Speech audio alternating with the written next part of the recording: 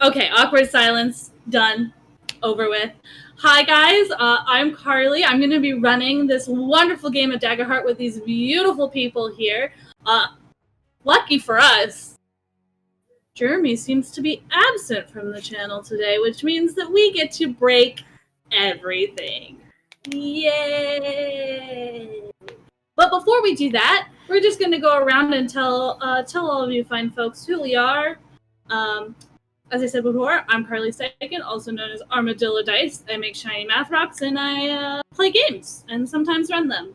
I'm going to hop it over to Maggie. Hello, I'm Maggie. This is my second time on a Daggerheart stream, so woo! But I am playing Varia Hobbs. She is a halfling wizard. If you can't tell, I like casters. But yeah, this is gonna be fun. I'm gonna hop it over to Shannon. I am Shannon. I'm Imaginif pretty much everywhere. This is my first time on the channel, so thank you very much for having me. I appreciate it. And my first time playing Daggerheart as well. So I'm excited. I've created like 12 characters, so I probably should start playing it. My character is Kerr Mitterson. He is a Slyborn Ribbit sorcerer who may be a little shady, maybe a little cute. I don't know. We'll have to find out. And I don't know.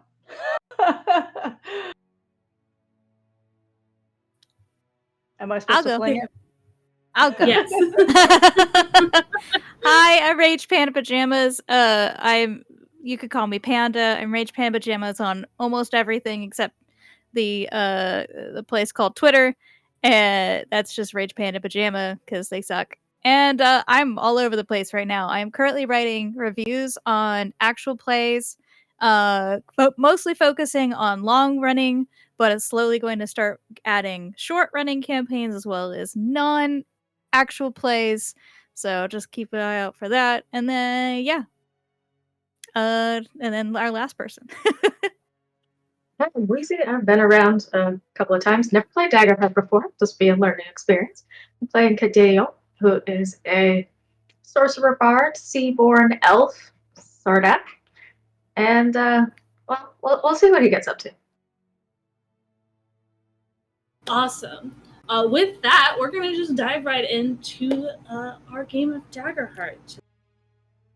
So today we find our wonderful eclectic group of characters. Well, they're already on the road.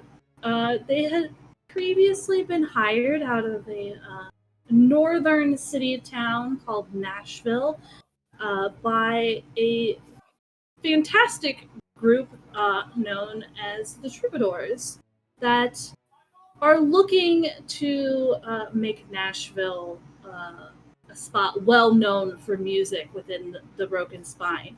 And in that endeavor, they heard about a nearby rock formation, cavern, just this awesome, super unique, like solid ball of rock that had been hollowed out somehow that they think would be just like the best place to make like an awesome outdoor amphitheater music venue. Unfortunately, this venue has been occupied by a dragon for many years. And well, they hired this group to clear out the venue and, you know, either kill or displace the dragon. Either way, you know, the Troubadours don't really care. They just want the dragon gone so they can have their awesome music festival. With that, we find our group on a like rocky northern road, headed up towards the direction of the Shrieking Cliffs. But where the road starts to curve to the left, head towards the sea, towards the Shrieking Cliffs. Four of you know that you need to peel right, start heading up into the mountain of the Broken Spine. With that, the camera comes down and we get a first look at our crew. And up in front, we see a small figure. Maggie, you would like to describe your character?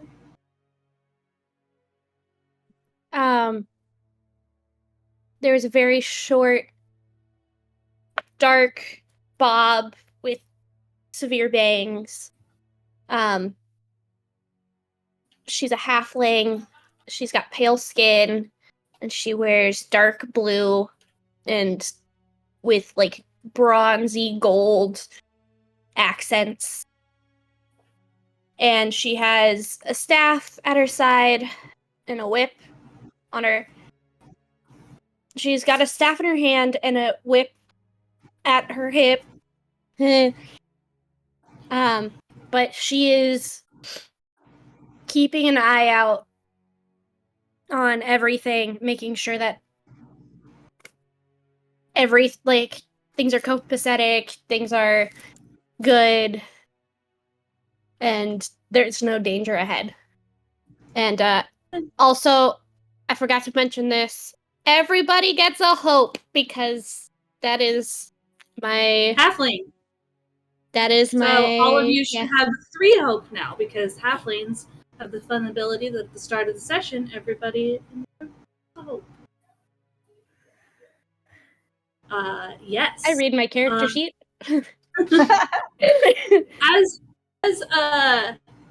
As Varya is like looking out ahead of you and trying to scout the best direction up into the mountains now that you no longer have a traveled road, a shadow falls over the top of you. Syrian. So Siren has like a kind of strawberry blonde, more reddish hair. It's very, very curly and taut to their head, and big curly horns, and they're just a very large fawn person holding a great axe, but also with a sword on their back, and they most likely are just looking around to extra eyes since they have a little bit higher of a vantage point over everyone else. Very protective parent energy coming from them. And wearing probably the most basic clothing also. Like they don't care about fashion. They're like, it's practical, it fits. We're good. Yes. And as we kind of swoop down from our look at Siren, we see the figure of a frog person, of Hermitterson. Yeah, it's a little ribbit. Kerr is all blue, kind of think like bright tree frog kind of energy, a little bit of blues and turquoises and that kind of thing. About 3 feet tall, muscular, does a lot of activity. We don't know what kind, but and then kind of has an energy of like happy-go-lucky, everybody's friend, that kind of thing, just kind of chilling. Very, very roguelike in the features. Kerr's a sorcerer, but likes to kind of get in and out of places, and also really kind of just likes that purple and black kind of look. Mostly black, a little bit of purple, kind of just for flavor. But it does kind of pay attention to the looks, and probably just kind of sensing the energy of the area, the energy of the land, and the people around as I'm kind of walking on through. Yeah. And last, in towards the back of the group, we find Kadeho. He was about 6 feet tall, handsome elf, chiseled, raven black hair, red eyes that are a little too red, maybe. His shadow shimmers a little bit, and he is dressed in very fashionable but practical clothing. He has a sword concealed in the guitar that he's carrying, as well as a whip wrapped around his waist, doubles as a belt. Very stylish, very, very stylish. And he's definitely keeping an eye on Kerr, because Kerr is his manager, and he has been told if he clears out this dragon, he gets to play the main stage. We all know that the main stage where it's at. Yeah, so the group of you start peeling off the road towards the giant mountains that are looming ahead of you. It doesn't take too long before you guys reach like the foot of the mountain. And this is where, well, climb begins. Now, we're gonna have one person, or between the four of you, you can decide who it is. One person is gonna roll me a hope dice, so just a single d12, and this is gonna see how well you guys prepared for your mission before you left Nashville. Not it. Nose goes. Oh, come on. Pick on the newbie. I think that's you. Whatever. All right. I'm going to roll my rainbow. I was going hope to nominate die. a goat person, but Let's see. Oh, I lost it. Where'd it go? 5.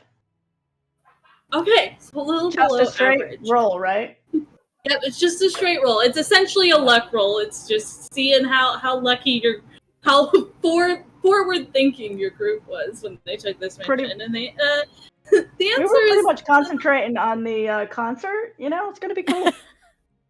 yeah. So the answer is that you guys did manage to pack kind of a normal array of adventuring equipment, which means that each of you can take a health potion and a stamina potion. You can just add those to your pack. You guys managed to gather regular stuff. So health potion clears hit points, stamina potion clears stress.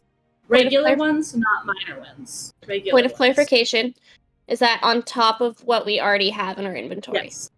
Thank Yes, you. on top of what you already have. So each of you can take a regular health potion, regular stamina potion. However, none of you thought about the fact that you guys were going to be scaling a mountain. I mean, I've thought about it, but I'm really good at it, so I didn't think that others wouldn't be good at it. So really wish would this I'd taken the opportunity- wall walking ability yeah, now. I was just going to say, can I wall walk my way through here? Yeah, although how long does wall walk last? Forever, I think. I have no idea. Let's see. Does it tell me? Does it say on it? No. So it lasts until the end of the scene or until you cast it on another creature, which means that you can only cast it on one person. You can cast it on yourself. Pick you me.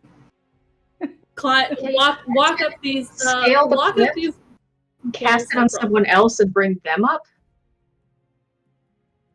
Well, right now you're actually at the lowest portion of the mountain. So right now you're at the easiest portion of the climb. It's not like a full straight sheer wall yet.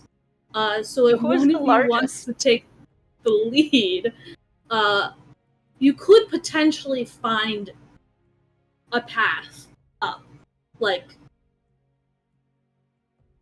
for this first portion. But looking at the looming mountains ahead of you, you know at some point it's going to be an actual rock climb or magic climb to get up to where you need to go. I have a 50 feet of rope. And pretty strong. I could potentially drag somebody behind me, especially small people. So I am scrambling across my character sheet to see if there's anything to help. I think the answer right now is, like I said, you're at the foot of the mountain. So the answer right now is I need a person, whoever thinks they would be thinking it in character, to give me an instinct roll to try and look for, at least for this bottom portion of the cliff, a path upwards. Sitting at 0 instinct over here. I'm gonna. Yeah, I will leave take this a to peek. someone else. and look. yeah. I'll take a peek and look. Okay. What do I roll? So you'll roll 2d12. Tell me, add them together. Tell me which is higher, your hope or fear, and then add your instinct bonus. Well, I rolled 2 1s, so that's Hey, that's a critical. right? Yeah, which means that's a critical success. So as the rest of your group is just kind of looking up at the mountain and has just kind of stopped walking, you just kept going. Didn't realize that the rest of them had stopped because you're like, oh, I see a way up there. And you just kept walking. Just kept walking. You just... the three of you almost don't notice that Kerr kept going until, you almost lose sight of him as he curls around a piece of rock that is jutted up. Yeah, Siren's gonna grab the other two, clearly seeing them, and then all right, come on, let's go. So you get to also take a hope with that critical success. I don't think anybody's incurred stress yet, so there's nothing to clear there. And you managed to lead the way for a good hour or so, just kind of finding these natural switchbacks between the mountain as you guys climb higher and higher and higher. Then you come upon a point where there's no path around. It's just a 80-degree cliff face ahead of you. That goes up 100 feet or so until you think that there may be some sort of platform. Siren's just gonna start just hoofs. Coming? How are we getting up there? Oh, you're right. It climbs back down. I'm gonna frog tap her, and add my wall walk on there. Yeah. So with wall walk, Siren, you get up there easy as pie. Yeah. Here's a little help. Ties off the rope somewhere up there, and it rolls down. So you said how long? How high was it? 100 feet. So I have a 50-footer. I got So some maybe ask 50-foot. somebody else. I also have a 50-footer, so we've got 100. Okay, cool. So together, We have 150 feet of rope, because I also have 50 feet of rope. Let's go. 200 feet of rope. Because I think everybody starts with 50 feet of rope. Just like D. At the same shop. we shop at the same places. So you can get up there and drop 2 pieces of rope tied together. I will ask you to give me a finesse check, and this is to see how well you tie the two pieces of rope together that will be holding the weight of your compatriots. Okay. I critted. 2 3s. You can take a hope, and you're like, this is the best Kill it. knot I've ever made. Like, you're looking at it, and you're like, I'm pretty sure this is one of those fancy sailor knots, and I just did it by accident. Totally. It's actually a noose. This is the greatest knot. Why did I ever use this knot? And you, like, lower the rope down to the others that are waiting. So now the other 3 of you have a 100-foot rope down in front of you, in front of this cliff face. Now it will still be an agility check to get up the cliff face. However, you will have advantage due to the rope, which means that when you roll the 2d12, you will also roll a d6, and you can add that to the score. In his sweetest voice, Kadeo turns to Varia and says, ladies first. Because she's lighter than me. I feel like Varia catches on to that and just doesn't say anything and is just like, yeah, all right, cool. And just hops onto the rope. Shimmies up. So yeah, give me an agility check with advantage. I'm scared of my dice. Why? Everybody's critted so far. Oh no, don't say that. Carly, I've never critted. Right up until now. Now's the time. With advantage? That's Yes. a D6, right?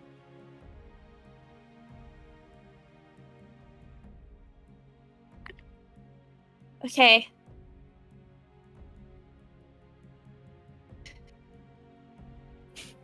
I got a 16 With fear. okay, I'll take that fear. Thank you. You're welcome. We appreciate it. Varia starts to like climb the cliff, and at the beginning is going pretty solid. And she like finds a rhythm, but then when she gets about to the middle, kind of lost herself for a second there. Like just hand over hand over hand, and accidentally grabs like the knotted portion, which is way too big for her small halfling hand. And it like slips, and she like does a second where everybody's like, really like hold your breath. Like, is she gonna? But she manages to catch herself. But that tiny moment of fear, of that feeling of your stomach rising in your chest, does cause you to take a stress, Varia. But then you manage to pull yourself together, and you get up to the top and join Siren.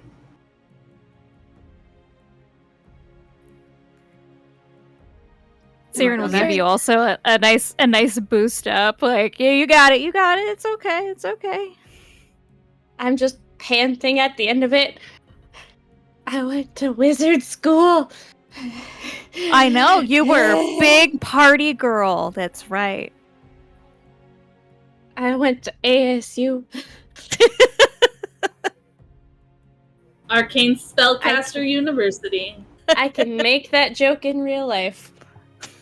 But also, now it's established that Arcane Spellcaster University exists in the Broken Spine. Go Devils!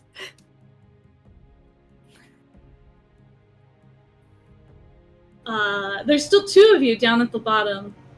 Yeah, on the rope. throw the rope back down for the rest of them. Alright, Kadeho steps up, gives the rope a tug, and holds. So he hauls himself up. Same deal. Yep, agility check with advantage. We got a 10 with hope +6. Or I'm sorry, +4. Oh, 14. Yeah, and then did you roll the d6 additional? That's what advantage gives you. That was that +4. Oh, what's your agility's 0. Great. So 14 with hope, so you can take a hope.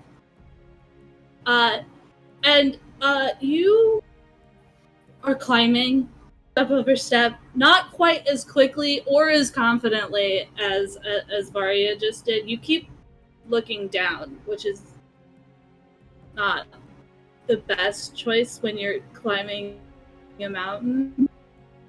In fact, the more you look down, the more you start to slip. And then you tell yourself to look ahead, but then you just keep glancing down. And you just... There's a moment where it just kind of all hits you at once. You're only about like 40 feet up right now. You still got another 60 feet to go when you're just like... We'll take a stress as the two of you that are at the top and Kermiterson at the bottom notice that Kadeho has like halted. Because he starts wondering if that karma bullshit is real. I'm gonna help. My God. I'm so sorry. Syrian. There we go. I'm gonna help Syrian by like attempting to like be a little like counterbalance just in case that's the issue. Are you like holding on to Siren's like hips and like pulling back? Yeah, but it's not like It's like tug of war. kind of, yeah. Siren probably has like a belt on, so you probably could hang that belt. Yeah, I let you know beforehand. I'm like, hey, I'm just gonna. In the state of California, you do have to ask my permission before you touch me. So I know. Yes, I give you consent. Consent, please. Yes, absolutely. Shannon, did Kerr have anything they wanted to do? Well, yeah.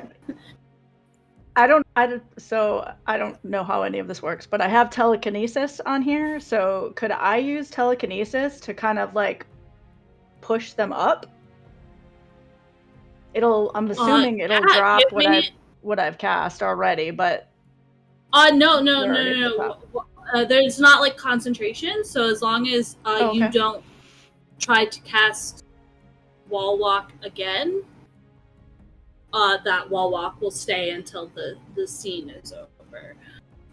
So you can make. Did I make it up the wall, or am I still just swinging on the breeze? You're like hanging onto the rope like 40 feet up. You still have like 60 more feet to go. But Kerr, you can give me a spellcast roll as you try to telekinetically lift Kadeho. So is that open a fear or a d20? Oh no, everything's hope and fear. There's no, d20 will only ever be used as like a damage roll. Okay.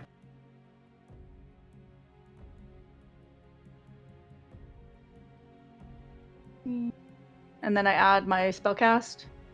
Yes. So that's 23.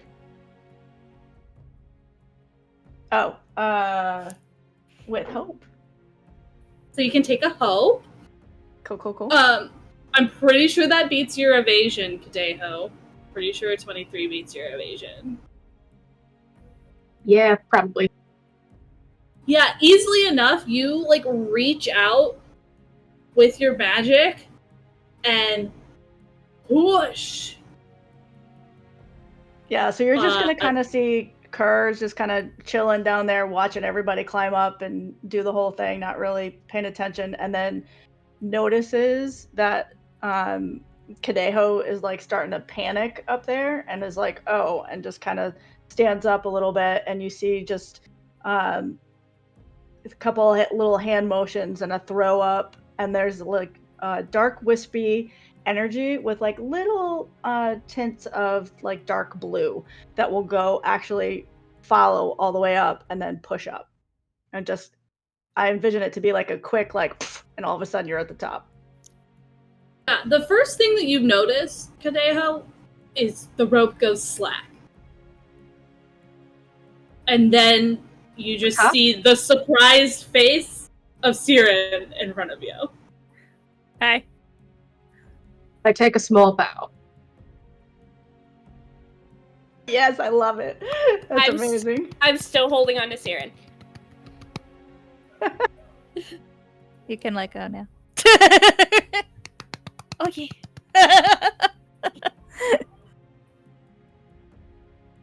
And then I'm gonna cast Wall Walk on myself and just climb right up. Yep. Yeah, so make sure you spend that hope, and you can just walk right up. Oh, is that what I have to do? I had no idea. So Yeah, did I have Wall to spend Walk, a hope for the other one too? Or no? Correct. If you see the description under Wall Walk, it says spend a hope to allow a creature to touch. You want me to read on the show? That sign can't stop me because I can't read. I mean, at least you've been gaining hope on all your rolls, so you do have it. I have. Cool. So now that all the four of you are up this face and on this plateau, you guys start to actually look around to see what your surroundings are, and you see a small little like goat path that like tucks along the side of this mountain ridge, and you can see that it tucks in and then it comes up, and then there just seems to be kind of a tiny little bit of flattened area that maybe you literally have to walk like on the knife's edge of the point of the mountain. Easy. Now this little goat path is not very wide. It's only like 6 inches to a foot wide. That is along the side of this mountain. Now, Kerr, you have Wall Walk on you, so you can easily just continue following this path. However, any of the others know that probably you're gonna have to be. Is there literally any other way to do this?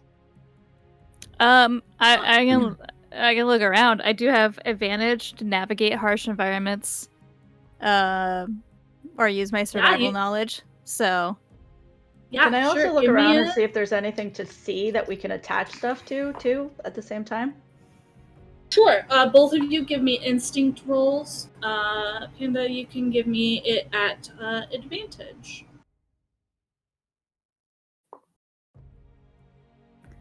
So I got a 13 with hope. Okay, take your Yeah, hope. crit. You rolled the Guys. d6 to add on top. I Yes. never roll this well. This is crazy. And you got a I crit. I got a crit. I got 6 plus my 4 instinct, so a 10 total. If that makes a difference. Yeah, if you crit, I don't need to know the numbers because there's no Okay. such thing as a double ones crit being less than a double 12s crit. They're all Cool. all crits. Yeah. So It's the first rainbow we'll go dice. with Siren. Yeah. So you can take your hope from rolling with hope. Thank you and for you reminding me. look around. And you look around, and maybe it's because you're just so comfortable up here, but yeah, this path looks fine. Yeah. It's good. You'll be fine.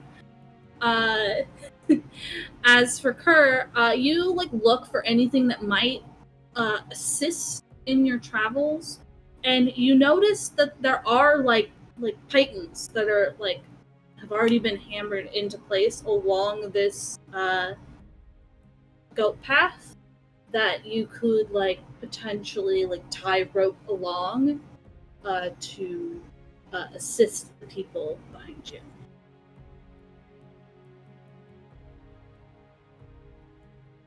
There's a way for me to attach this rope. I'm just gonna run ahead, and then I just kind of book down and grab the rope, put it through, and then just chill on the other side. So it's like you're seeing these like little like chill, and then there's like these bursts of speed every once in a while. Yeah, so for sure, the three of you, and Kadeha especially, as you're like looking around for like any other option, just see Kerr like run off and like quickly thread like all of your guys' rope through some pythons that you didn't even see before just like stopping. He's now standing. They're now standing like 200 feet away. They just ran through like super quick speed, no care, and are now like standing on top of the knife's edge of the mountain. That's why he's my manager. Yeah, Next Siren's rest gonna... stop, though, he's gonna have to share with me what he has. Siren's gonna be like, all right, if you guys go ahead, and I'll just trail behind you in case something bad happens.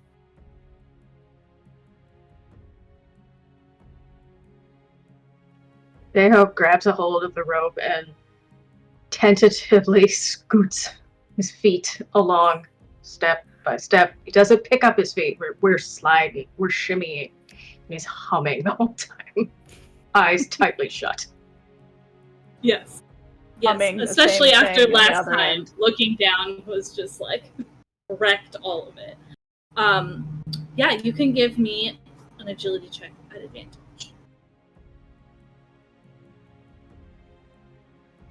And the DC is lower because of how you described you were walking. And 11 with hope, +2, and then let me check my agility.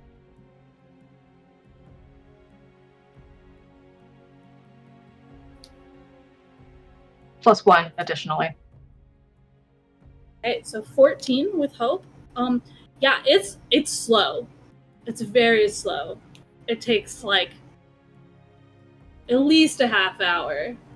But I've made it through the whole album by now. by step, slide by slide, Going through his pack. pebbles crumbling down the side of the mountain.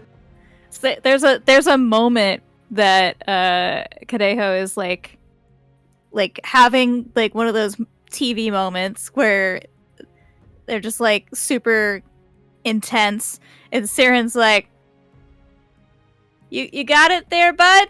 And it like literally hasn't gone more than like 3 feet so far. Don't look at me. Don't look at me. It's Okay. literally like the rock climbing moments when they like do the short little pan down to them being, but it's to the side. Exactly, 100%. And Sarah's gonna be like, Go okay, around. Go around. okay. Are you sure? I mean, you said go around. Siren's literally just gonna jump up over top of you. You don't even have to jump, right? You can just step. Yeah, over. I just step along the side of the wall. Give me, since you're going off course and you're not using the rope any longer, just give me a straight agility check, but you have it at advantage anyways. Mm-hmm. As a Bridgeborn. Okay. That is that's a 15, but with fear this time. Okay. Yeah. So you, we see literally like the TV thing of like you asking if it's okay. It pans back to show that you've only moved like maybe 5 to 10 feet along this path. And Siren like goes full mountain goat and just starts like side over the top of you, like running over the side of the top of you.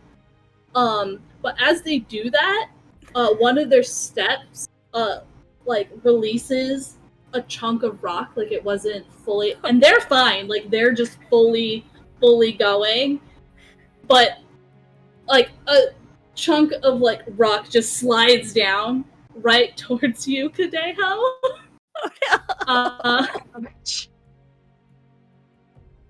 So Kadeo, I need you to give me a agility or strength reaction roll, which means that it won't generate hope or fear. Look, I have a 0 knowledge.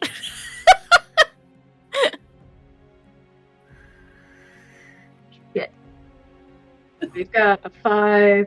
A 5 with fear plus 1.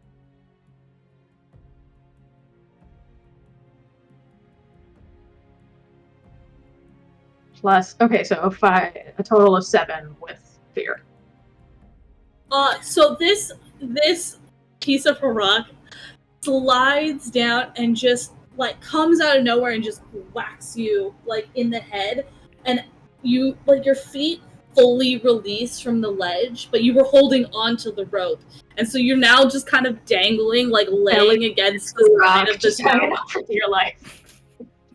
I go to get the rope.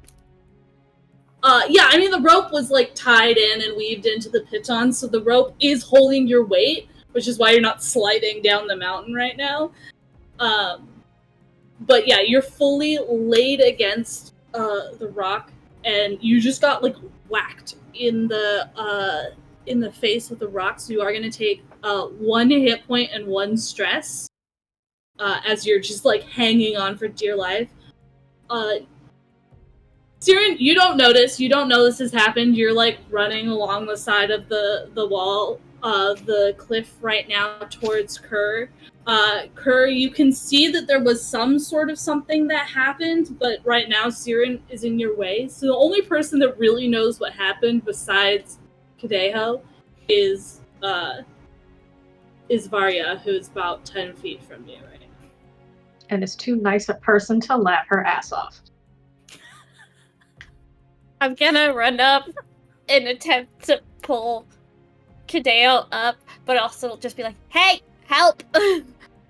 Because I know I'm weak as fuck. Yeah, if you're attempting... yeah, look Kerr, at the halfling in the mouth, but I don't know if you're strong enough for this.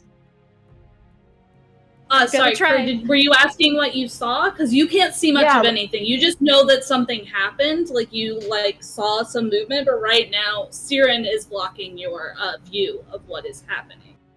So currently, all you hear is Varya yelling, "Please help!"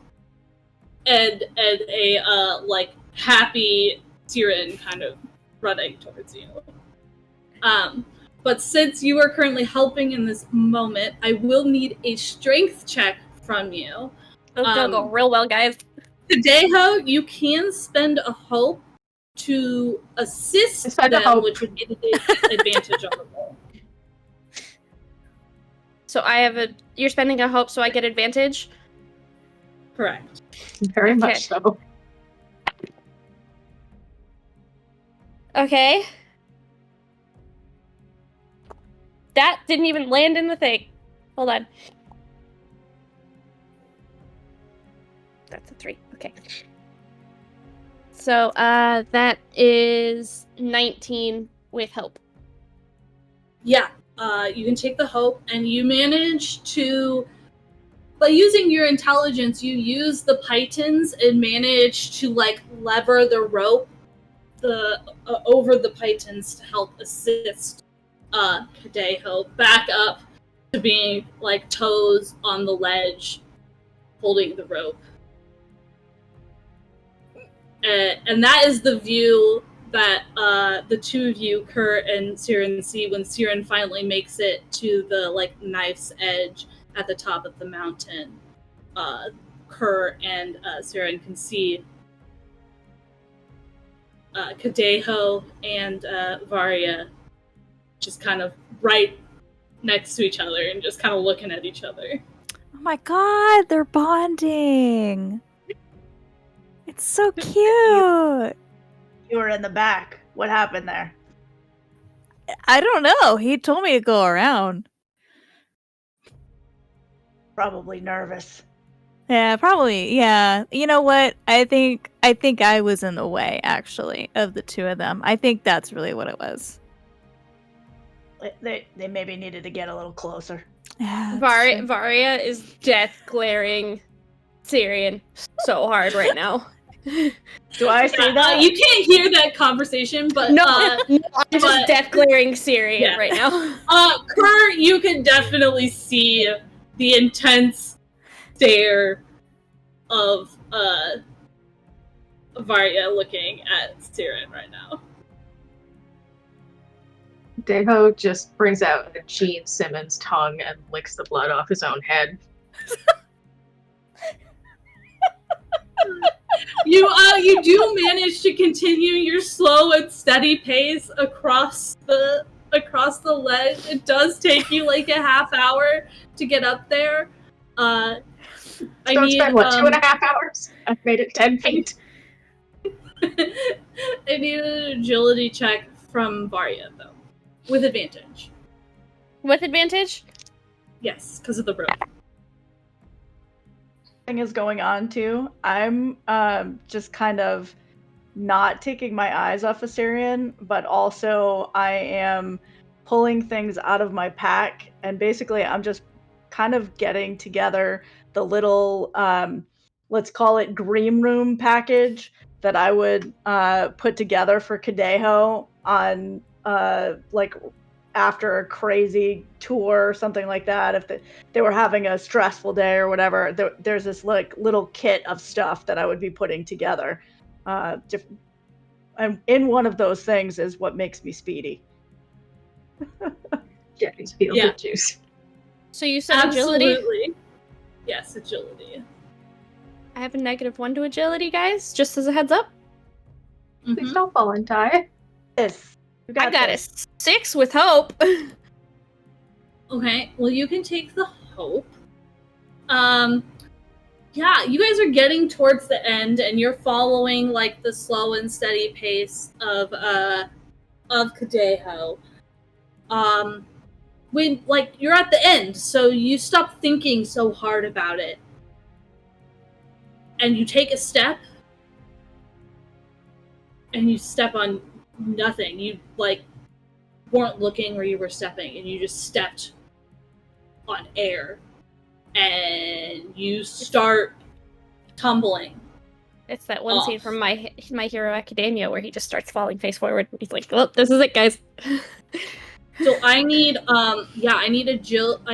agility reaction rolls from Kadeho and from Varya. As you are like full stepping off the mountain. In a second, this is just like immediate reaction. You will have a chance to do something. Excuse me. In a second. If they're in close range, I have something. Yes, they are in close range of you, but we're gonna do an immediate reaction. Sure. So I am spending 2 of my own hope to give myself advantage. Okay. Kadeho, what did you get? 15 plus hope. Yeah. Reaction rolls don't generate hope or fear, so you don't gain anything. 15. Thank God. So, you full on like take that step, and you start like falling sideways, and your arm comes off of like the rope, and as you're like falling, and you're like passing by like the elbow of Kadeho, their arm just kind of swings back towards you, and you guys just, and luckily you're small, so you're just fully hanging from Kadeho right now, as Kadeho is like braced up against the edge of this mountain. Kerr, you can react if you wish to in this moment. So I have a thing that I can use my tongue to grab onto things that are close to me. So you're going to just see this tongue dart out and wrap around Kadeho's wrist to try to pull Kadeho back in towards me. Sure. Give me, I believe, what is your tongue use? Is it instinct or finesse? It's finesse. So just give me a finesse.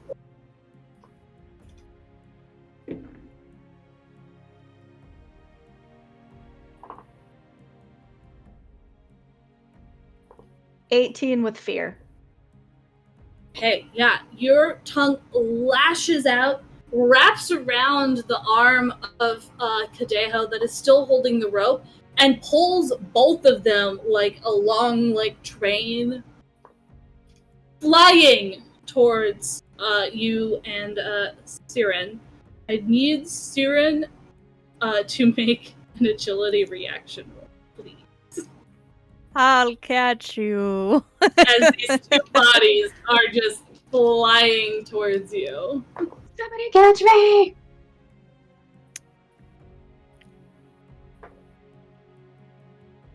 That is a 15 with hope.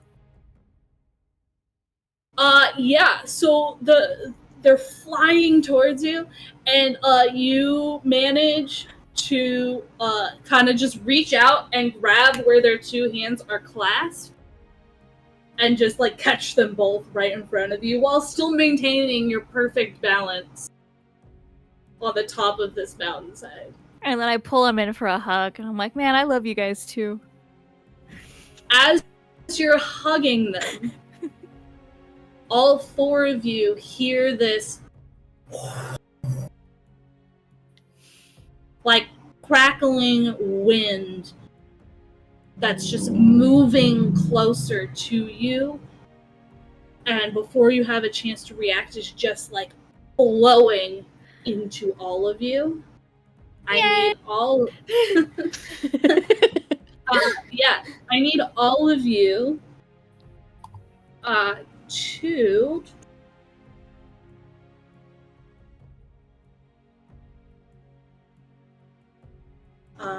give me a agility or strength reaction roll, your choice.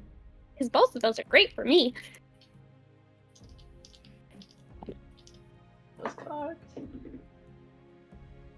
Shut up. 18. Crit 12. This is ridiculous. Like, Also 18 with hope. Yeah, you don't gain hope or fear on reaction rolls. That's right. But 18 crit, and Maggie? I got a 19. I'm gonna roll like Okay, 3 yeah. when you fight this dragon. All of you, It's not good, you guys. all of you manage. I know. Don't speak it to- into existence. I have crystal stay- if you need. Yes, all I of am you surrounded manage- by crystals. I need all of them. manage to stay on top of the knife's edge. However, all of you do take 11 points of magic damage. As a ephemeral, angry air elemental just bursts through the group of you. So for damage, it's 11, so you would see where that would fall based on your points. If it is at the first number or higher, then you would take 2 hit points. If it's at the second number or higher, you'd take 3. And if it's below the first number, you would take 1. And you can decide to use some of your armor slots to reduce the number 11 to see if it falls below one of those thresholds. So if it's at the first number or higher, I take 1 or 2. 2. So if the first number is 11, you would take 2. If the first number is 12, you'll take 4. Is there a way, since this is magic, I'm not sure. I have I am your shield as an effect. Yes, I am your shield you can do on attacks. Okay. Since this was reaction Got it. roll, because it caught you by surprise, you cannot take the damage for anyone else. Understand. But you are close enough that you could for any Yeah. attacks. Where so did is the air everybody elemental saw that? go? Oh, the air elemental is now about 30 feet away from you guys in front of where you guys need to travel across on top of the mountain. And it's just looking. It's like this dark cloud of wisps with just these like kind of lightning crackling eyes staring down at all of you. Currently, we have, because it is a thin trail, so it's only one by one, you can't be next to each other. Currently, we have her in front with Siren, and then you can decide between the two of you whether Varia or Kadeho is next. I'll take next. Okay, so Varia, you're in the back. Just But it is your guys' actions. We're question. in. Yes. So I may have missed something, but is this happening right after the whip off and the knock over? Okay. Yes. Like right after. That's why you guys didn't notice. Okay, and we're Because you still guys on were all we're still on like a skinny path that's taking us Yes. through. Yep, like a ridge hike. Like if you've ever been on like the top of mountains that are you're just following the top of the ridge. That's what this path is. And Kerr, you're currently in front of the group, closest to the air elemental. Daggerheart doesn't have initiative, but we are in combat, and it is your guys' turn. So you guys can decide in whatever order you want. How far, like, what if I'm looking straight ahead, like on this road or whatever? So is it like as far as the eye can see, thing, or? Yeah, the road continues for far to very far away, just like on the tops of these mountains. The air elemental is 30 feet, otherwise known as within close range of you, Kerr. It's within far range of everybody else. They're just outside of. As a vengeance guardian, I feel like it makes sense for me to go immediately after. Because when you're hit by an enemy in melee range, which they moved out of melee? They did move out of melee. Okay. There's no opportunity attacks in Daggerheart unless you're a warrior. That's like a specific ability. I also have when an enemy damage an ally within your melee range, the next successful attack you make against the enemy is a +1 proficiency. It doesn't say even if they've ran out of melee, so... No, correct. So the next time that you strike the air elemental and do damage, you get to do an extra dice. Okay. So yeah, I think Siren, being parental unit-like person, would immediately want to go after this thing. Okay, if Siren wants to run up and get into melee range with the air elemental and attack, since Kerr is in front of you and it's a little bit outside of your normal movement range, I'm going to need an agility roll first to see if you can get up there. Yarp. Can I use the help action here and actually I still have my sticky stuff on. Can I basically drop and cling to the wall, or even just climb up on the wall as they're coming by so that they can get a straight on look instead of having to climb over me? Cool. Absolutely. So if you spend a hope, you get advantage on the roll. Oh, I already had advantage. Well, you get 2 advantages, which means you roll 2d6 and you get to take the higher of the 2. Oh boy. Okay, where are my other d6? Okay. Yeah, advantages and disadvantages kind of stack, and 17 with hope. Great. Yeah, you manage to race past just as Kerr slips down out of your way onto the side of the mountain and get right up next to the air elemental, and you can go ahead and give me an attack. Alrighty. Okay, so attack is the 2d12 first, right? Yeah, the 2d12, and then I believe your battle axe uses strength, so you can add +2 to the roll. Okay, that is 6, 7, 8, 9, 10, 11, 12, 11. Yeah, 11. 12, 13. So that's 13 total, but with fear. Okay. So since you rolled with fear, that just means that I get to go next instead of somebody else on your side. Yeah, a 17 hits. So you slice through with your battle axe on the wispy, cloudy form of the air elemental. And 3d10. Woo! I'm throwing dice everywhere.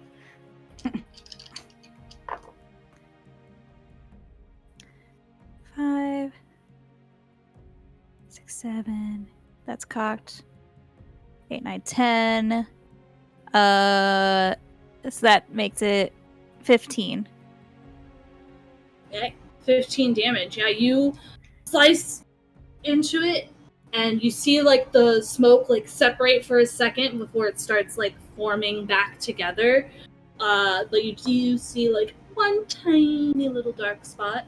I'm sorry. Creature. I'm wrong. It's actually 20 because I forgot about my extra from Vengeance being my subclass. Yes, yeah, you strike through it, and once again, like, it separates, and the smoke kind of forms back together, but there is, like, a dark, cloudy spot where you struck through the air element. And I'm like, don't touch my friends! And you just hear this, like, crackling sound of, like metal against metal as a wave of air comes crashing out towards you. Pretty sure that's gonna hit because that was a natural 19. I can take it.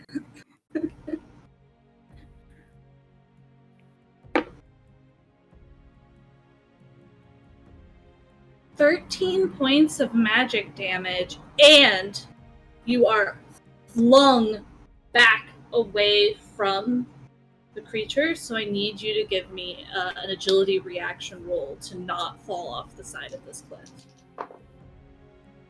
And that is with advantage also still. Yes, correct.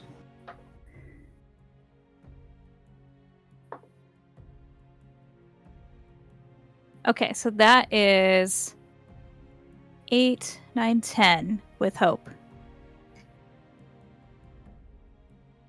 10 with hope. Yeah, you can. You don't take hope or fear because it's a reaction roll. Yeah. You get flung back, and you land like on your back, just on the edge of the path, and you are starting to roll down the hill. Currently, so you're like starting the roll down the side of this cliff's edge right now. The rest of you hear another sound, same sound, that coming from behind you. And you guys can see that there is another air elemental approaching. How far away is that one? It will be within close range of Varia and Kadeha. And it's back to you guys. Do you mind if I go? Not at all.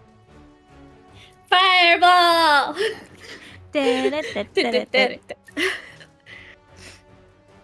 Who are you fireballing? The one behind us. Great. Okay. I rolled with hope. That's an...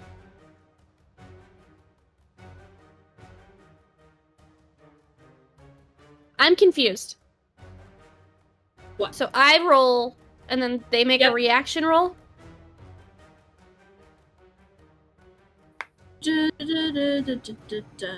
Yes, because you are rolling against a target, and then if you hit that target, then all the creatures that target and all the creatures within a very close range of them make a reaction. So you're rolled a- rolling to hit the target, and then the rest make a reaction. I rolled a 13 with hope. 13 with hope misses. Okay. I still get the hope though, right? You still get the hope, but that means action returns to me. So you shoot out this flaming sphere of fire towards the air elemental that's approaching behind you, and it just does one of those like little swirly loop-de-loops over the top of the fireball, and you can see it crashing into the mountain behind it, and like an avalanche of rocks just like rushing through that path that you were just shimmying along. And there's just an avalanche of rocks falling behind, following your fiery explosion, as the air elemental just swoops straight towards you. Oops. Can I ask a technical question? Go ahead. So I have a thing that says you can enhance the magical practices of others with your essence when you help an ally on a spell cast roll. The advantage die you roll is a D8 instead of a D6. Correct. that So you work? would still have to spend a hope to help, but when you do the help Okay. action, they get to roll a D8 for, like, if you're helping with spellcasting stuff, they get to roll a D8 instead of a D6 to add on to their roll. So it just makes your help actions a little more powerful. Does an 8 hit your evasion, Varya? No. So this air elemental whoops up past you, sending this like blast of air out towards you. And how do you prevent yourself from falling off this cliff or feeling its effects? You're a wizard. Tell me how you stop the wall of wind from hitting you.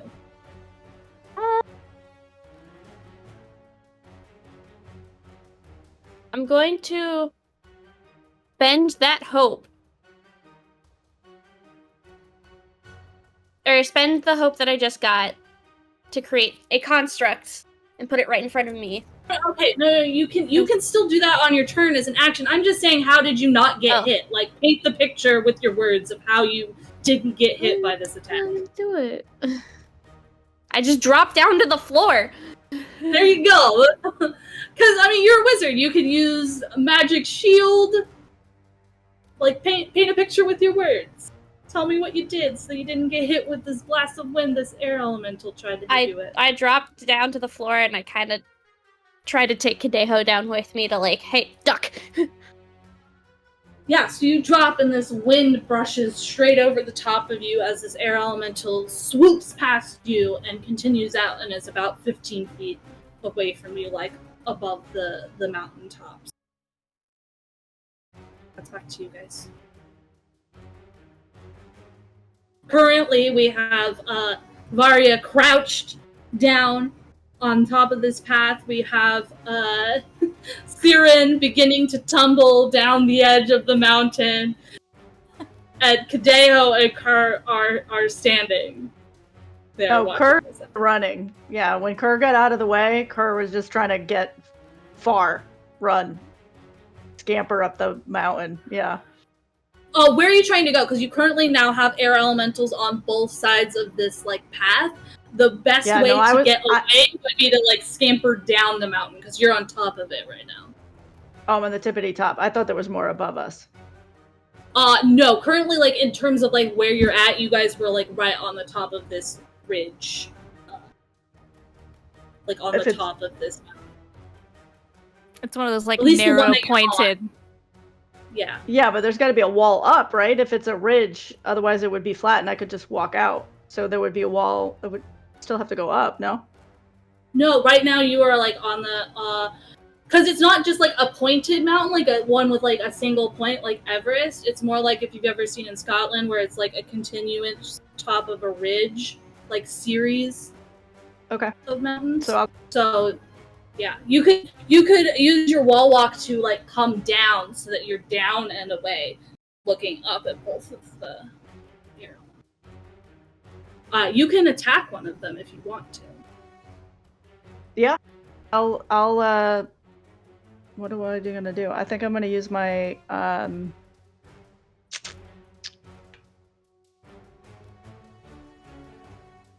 I think I'll do my spell. I'll do the telekinesis. Yeah. Go ahead. Are you going to attack the one that just Actually, flung no. I'm Siren gonna. back? Just kidding.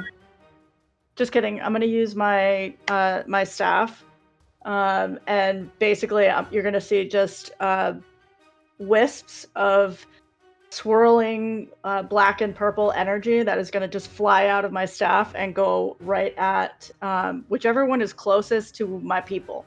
So I can't. The one that is closest to your people currently is the one that just swooped past Varia. Okay, so that's what I would do, and just swing that way. Yeah, give me a roll and then add your modifier.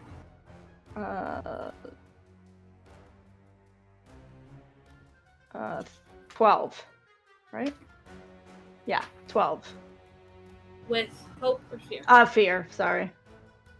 Yeah, 12 misses. You shoot out your like wispy sphere, but it just like kind of because you're down low, it just like streaks over the top of it like a lobbed like volleyball that just goes. Whoop.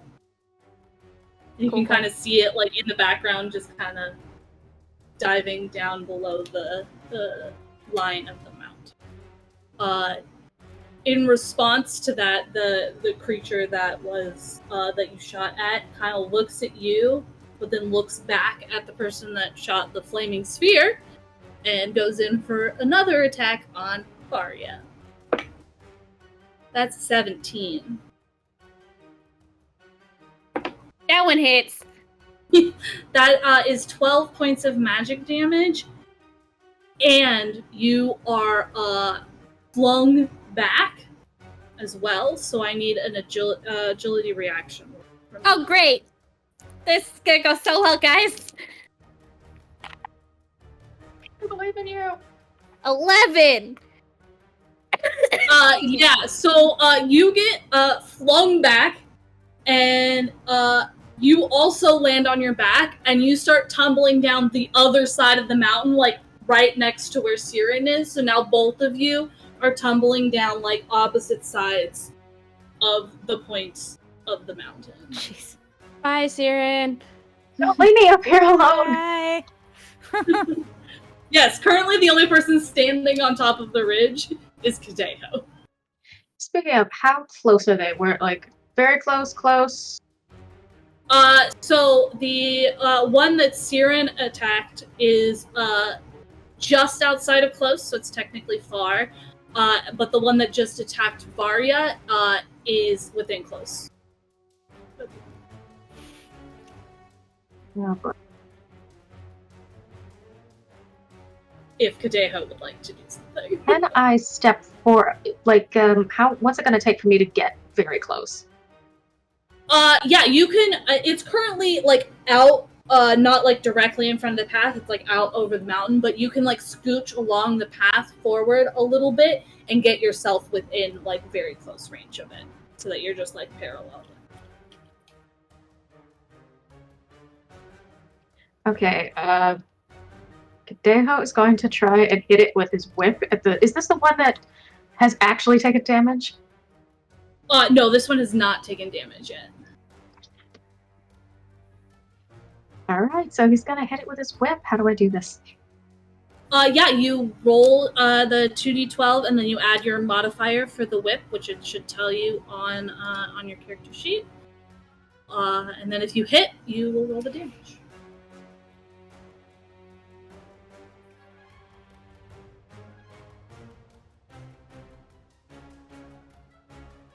$11 with hope.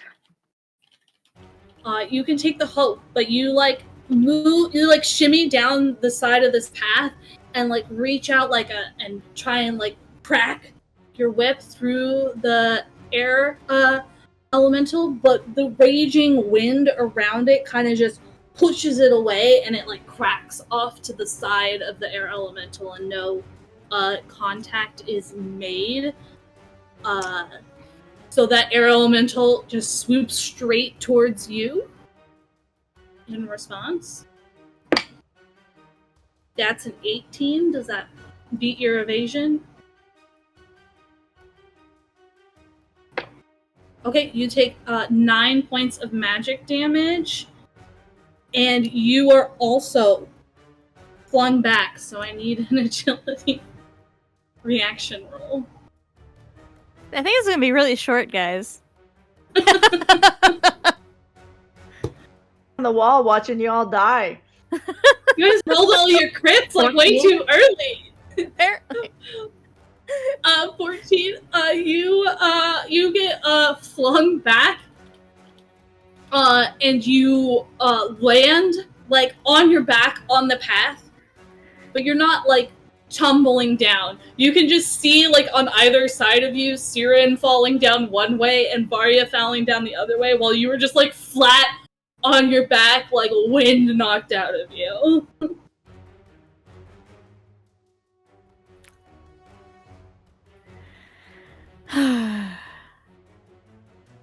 And do people falling want to try and do anything? Yeah, I was trying not to be a hog. Siren would definitely grab their axe and just thunk it into the side of the mountain to stop themselves, so that they like at least flip around and now are like right side up and can just catch onto the side of the mountain. Yeah, go ahead and give me a strength roll.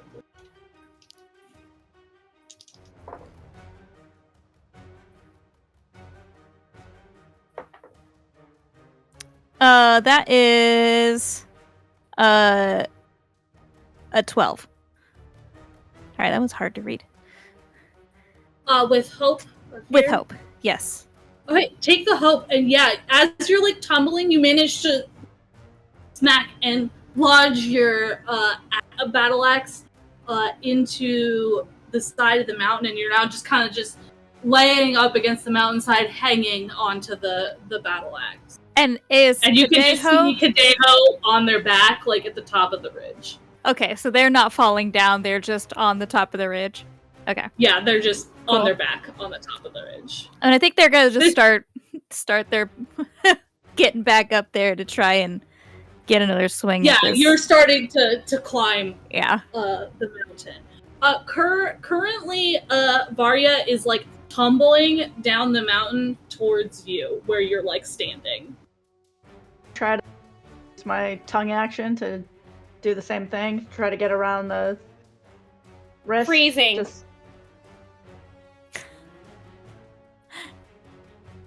You can give me a finesse roll, please.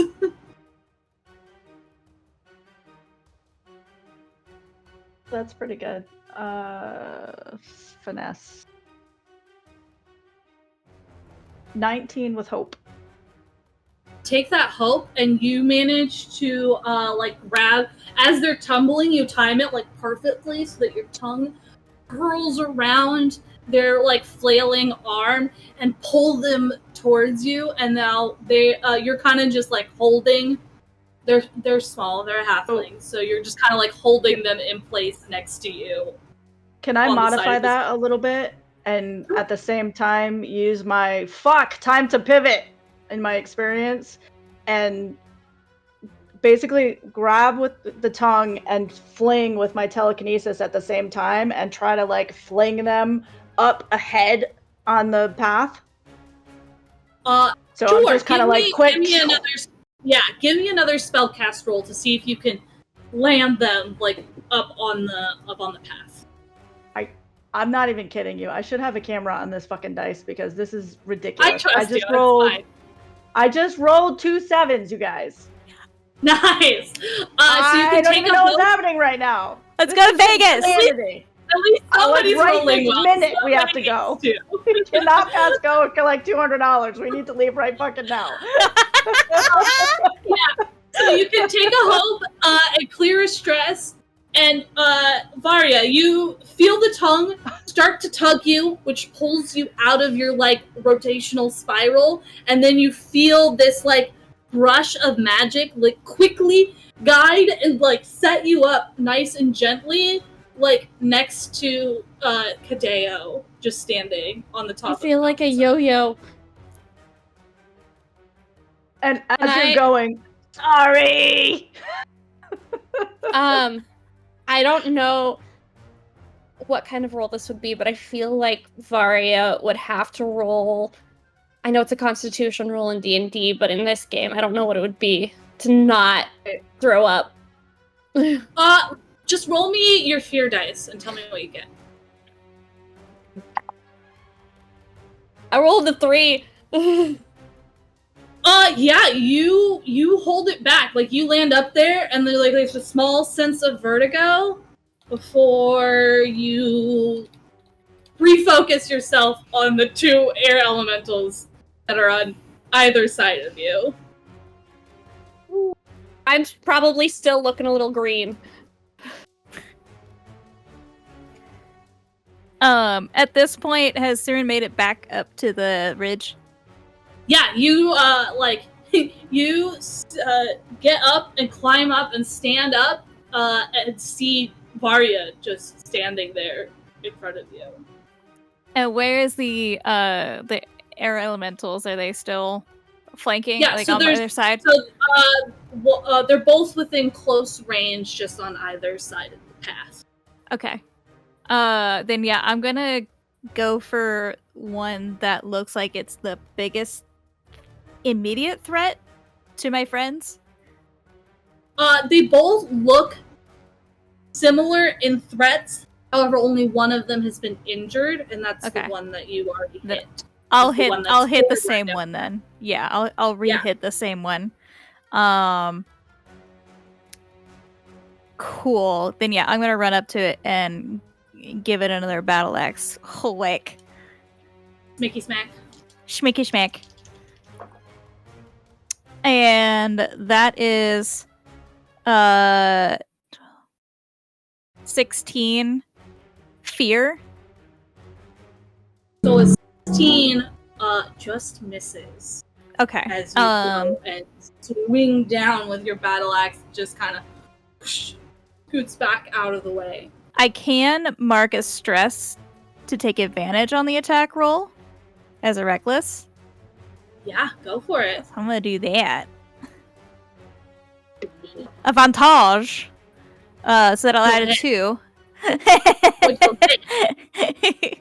So then I'll so you see it starting to move back as it, and you know that you're just not quite swinging fast enough to hit it, and you just force yourself through a force of will to just swing tiny bit faster and cut into the form of this. yeah.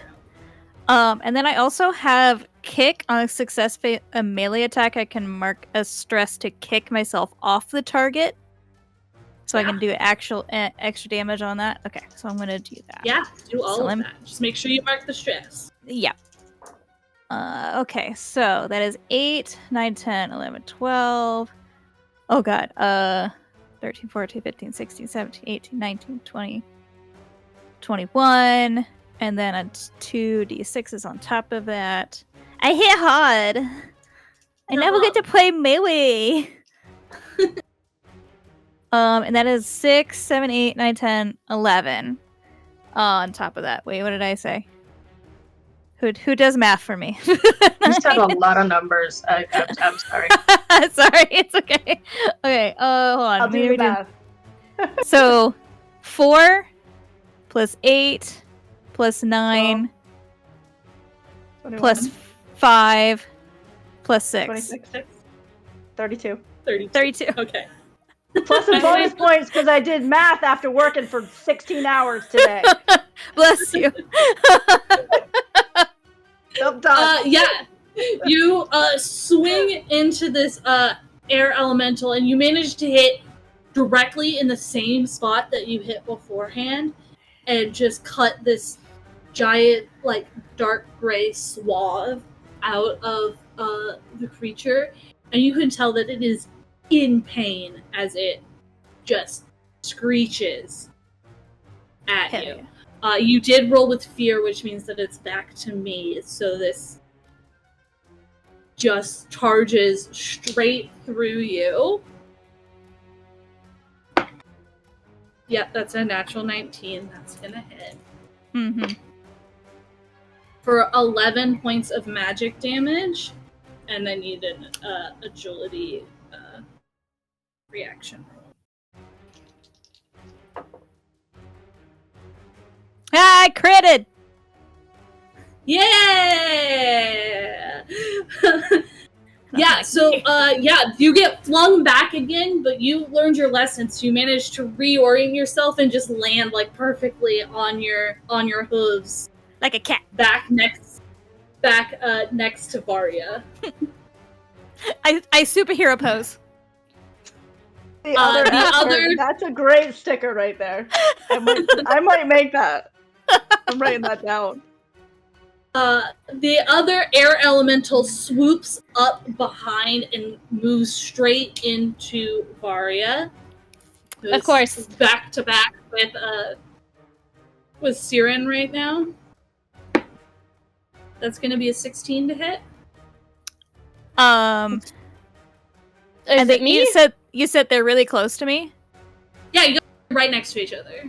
I'm gonna take a stress and flip her around and take on that. Yeah. So that will be 9 points of magic damage that instead crashes into Siren, who I need to make another agility. Got you, baby. Can I help? No, it's a reaction roll, unfortunately. Okay, that is an 19, 20, 21, 22, 23.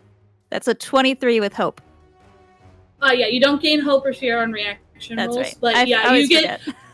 you like swoop around, like do a cool like spinning dance move to position Varya behind you. You get crashed into by this wall of air that flings you back, and you have enough wherewithal to fling yourself like in like a backward flip over the top of Varya so you don't crash into Varya, and then you spin yourself around and you land right next to, in melee, in front of the first air elemental that knocked you back. You've just been ping-ponged across the top of this mountain. I think they probably also have like taken the axe again and also just kind of put it down into the ground to kind of anchor a little bit. So, I mean, that's a big roll. Superhero landing with the axe like crashing against the pad. It's back to you guys. Kadeho, you just watched Siren get ping-ponged like literally over the top of you. And How close are the puffs of air?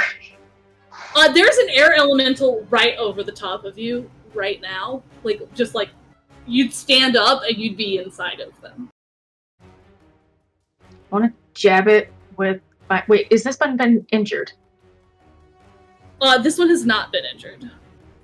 Either way, I'm gonna attack it with my rapier as best I can. Go for it.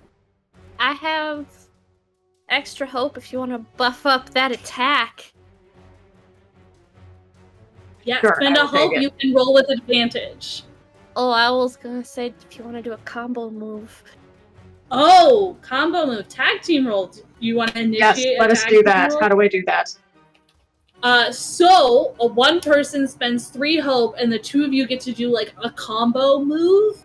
And then both of you roll duality dice. You choose which of the rolls you want to use. So usually the higher, and then you get to combine your damage together. That was a lot of instructions. What are duality dice?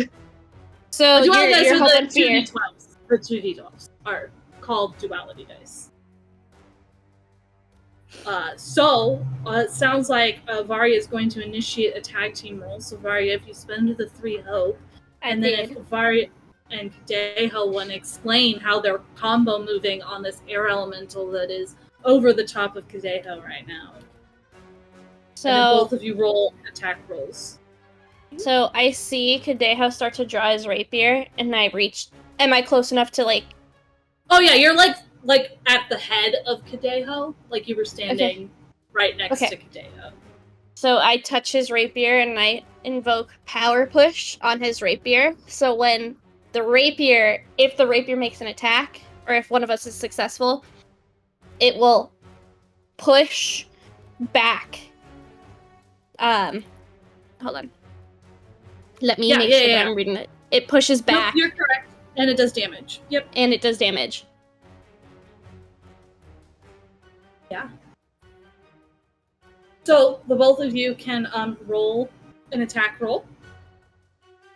And then you'll get to choose which of your attack rolls you want to use. Usually whichever one's higher. I got a 19 with fear. I got a 12 with hope. Well, the 19 with fear going to be the one that you want to take. Mm-hmm. Yeah, so you reach out and like touch the hilt, and the hilt starts to glow. What color does the rapier start to glow when you infuse it with magic? Right? It's a light blue. Starts to glow and pulse this light blue color as Kadeho reaches out and strikes through the air elemental that is hovering above him. You guys want to roll me damage? Yes. Oh my god, I rolled so well. I can roll damage really well. I just can't roll my duality dice well. 25 points of damage. What am I rolling for these damage? Whatever it says next to the rapier is the damage that you're going to roll. 3d8, I guess? Yes. I technically critted on my d10s, but that doesn't count. No, it doesn't. Excuse me. Am I doing this roll with advantage? No, this is just damage. So just roll your 3d8s, and then you add your modifier on top of that. No, there's no modifier on their rapier. Only some weapons add. There's no. You don't add the modifier. Just kidding. I don't know damage. what I'm doing. It'll tell. There's abilities that will allow you to do that you have to take. Otherwise, it'll just be whatever the damage of the weapon. 13. So 13 plus 25 is 38. As you pierce through with the rapier on this air elemental, this blue flash grows from inside the gray, dark cloud as it is flung backwards. How far is it flung away, Maggie? To far range. Yeah, it's flung backwards out away from the mountainside with a pulsing blue injury. However, My you did staff roll as with it flies fear. away? You can try after I have my turn because they rolled with fear, so that brings it back to me. The creature that is currently face to face with Siren just sends another wall of air at Siren. Yes? Question? I have a thing, technical thing on my... I just read this. It says, when you succeed on an attack roll with fear, you deal an extra 1d10 magic damage. It wouldn't matter. You guys beat its severe threshold and you weren't close to being double severe. Okay. But, good looking out. That's a 17 to hit, Siren. Yeah. Oh. 15 points of magic damage, and you are, once again, flung backwards. And I need an agility roll.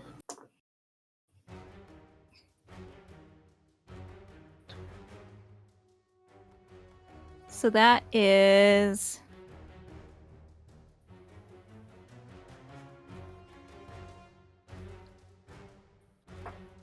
18, 19, 20, 21 with hope. Or that's a reaction, so 21. Yeah, so you get flung out, and for a second you're like really worried because it seems like they learned, and they're not flinging you just straight down the path. They're flinging you like out over air, over the side of the mountain. And there's that second where you're just like, oh. But then you manage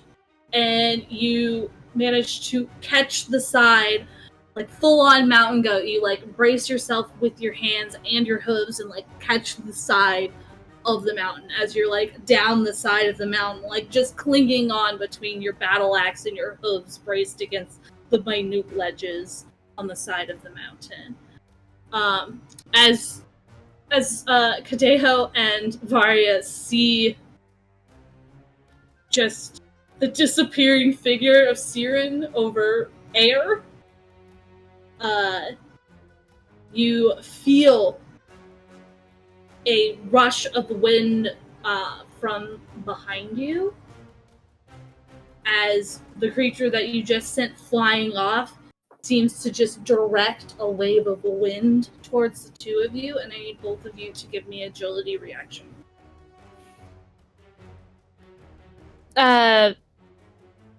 Me and Kadeho? Kadeho, yes. Just double checking. Kadeho, you can have yours for advantage because you're laying on your back.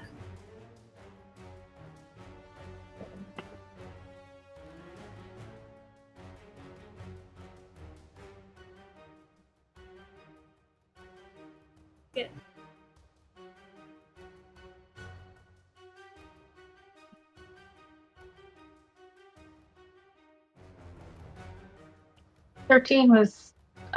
Just 13.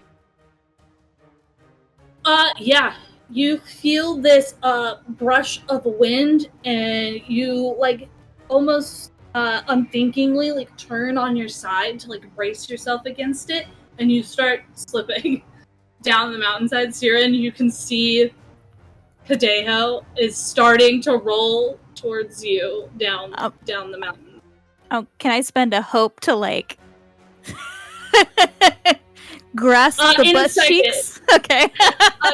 We can get that in a second. What did Varya? What did you get? I got a 15. No, wait. Sorry. 16. I did not go. I'm not. Math is not my strong suit. You managed to like hunker yourself down, smaller, and hold your footing on the top of this mountainside. It does bring us back to you, and you can see her, the one that got flung away, is within far range of you. That just sent wind back at Varya and Kadeho, and is like moving away as if this isn't worth the effort anymore. So if you want to attack it as it's retreating, you can. The other one that has been struck twice by Siren is still kind of blocking your guys' forward path on the top of the mountain. Be able to So go one's after that fleeing one? and we could attack it as it flees.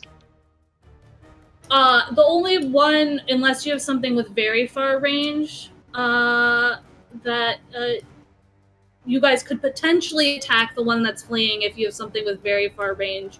The only one that's closer to that one is Kerr. However, I think Kerr said that they wanted to attack the one that's blocking the path at the top of the mountain.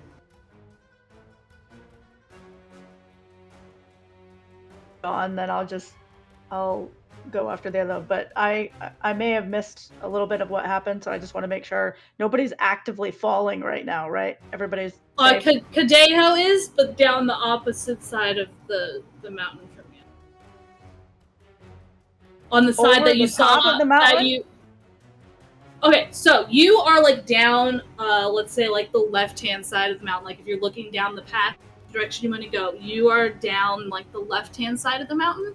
Currently, you saw Siren get flung away over the right side air of the mountain. That's the last you saw them, over the right side, because you don't know if they landed or not because you can't see that. And then you saw air get pushed towards Varya and Kadeho, who are on top of the mountain, and Kadeho is rolling down the opposite side of the mountain, down the right side. The same direction that Siren disappeared. See that? No, you cannot see either of them currently. The only person you can see are the two air elementals and Varya. Yeah, okay. I'm gonna go after the air elemental, because clearly the image of this mountain in my head is vastly different from your mountain. So I'm gonna shoot after the air. This doesn't look at all like I had in my head. So I'm sorry. No, that's I guess fine. I didn't explain it well I can't enough. see that. Like I was picturing like this side of the mountain. No, that's totally fine. So I'm just gonna shoot. They're blocking the path. I don't know what's going on, so I'm just gonna shoot at that guy. Go for it. Rolling actively, if I don't but hit like something, I'm gonna die. No, it's the suspension of time. You will still have like an action. Like even if other people take actions, you will still have like an action to try and save yourself. You will not just like roll off the mountain without you having the chance to prevent your own death. If that makes sense. Because this is like suspension of time, like cinematic. We're just looking at different pieces, and then we come back and you're still just starting your fall. Kind of thing. Kerr, what did you roll? Well, can I use a hope to roll with advantage or something? Is that a thing? Or no? No, you can use a hope to help other people to have them roll with advantage. You can spend hope to add your experiences to a roll. Okay. That's the only way that you can add stuff. Okay, cool. So I got a 14. Can I use? I know that's not enough to hit it, so that's why. I need to get to a 16, right? So. Yeah. You guys would know by now that you need a 17 to hit. Unfortunately. Okay. I mean, I'd let you do it now, but normally you have to spend the hope to add your experience before you roll, like before you know what you get. You can, however, for your primal origin ability, mark the stress whenever to do the stuff.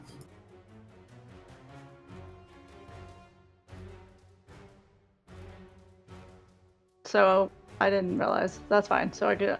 That's fine. If you want to now, I'll allow you to spend the hope now to add an experience, and then if you wanted to spend the stress to also add to the roll from your primal origin, I will allow that this time, but for future notice, you have to spend the hope beforehand to add experiences to the roll.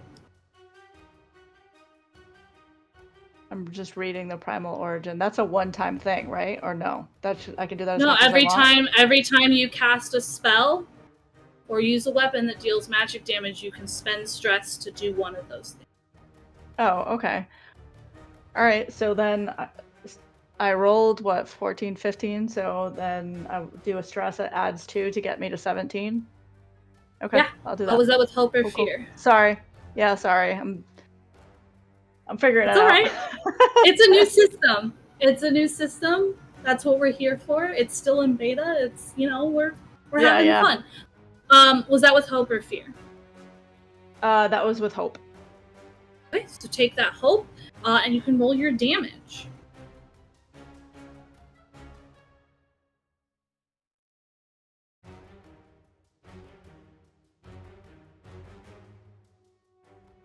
Go. 1, 2, 3, 4.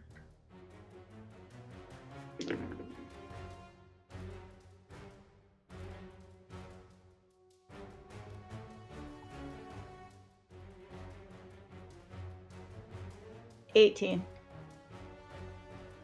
Yeah, how do you, what does your magic look like as it takes care of this air elemental that is blocking your guys' path on the top of this mountain?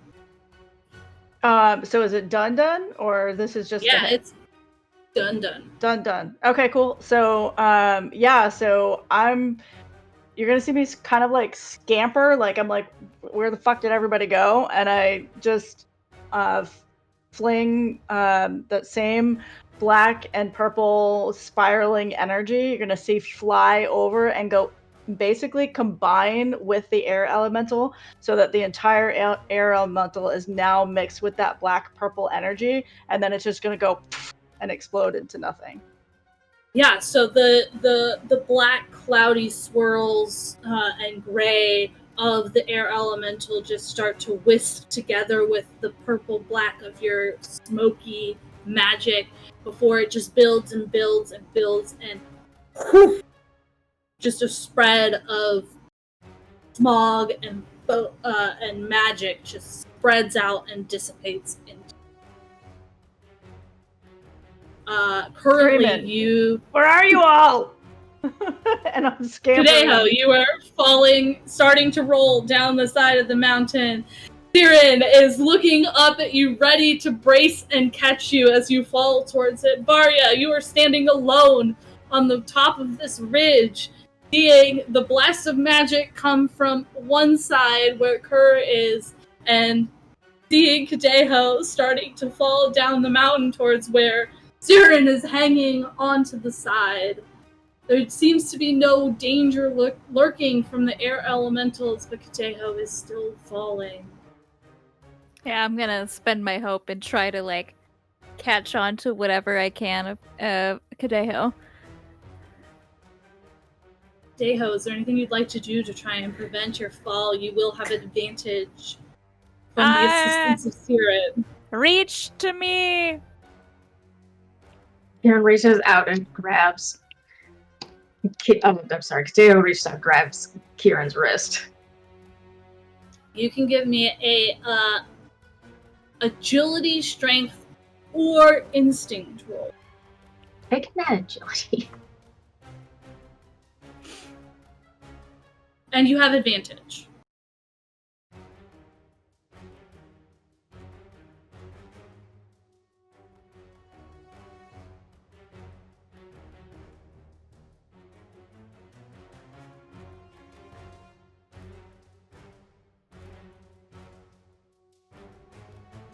$21. Yeah, with hope or fear? Fear.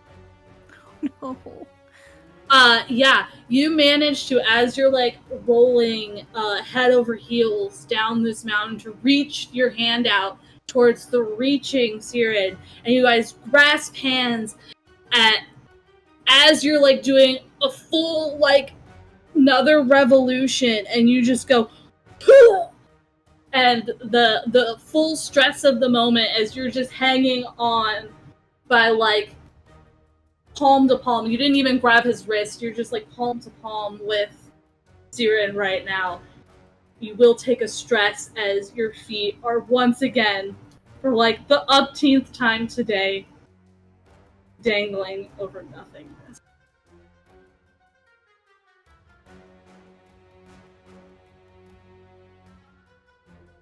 We are out of combat, and that feels like a good place to take a quick break, as they can think about how to regroup themselves and maybe tackle a dragon.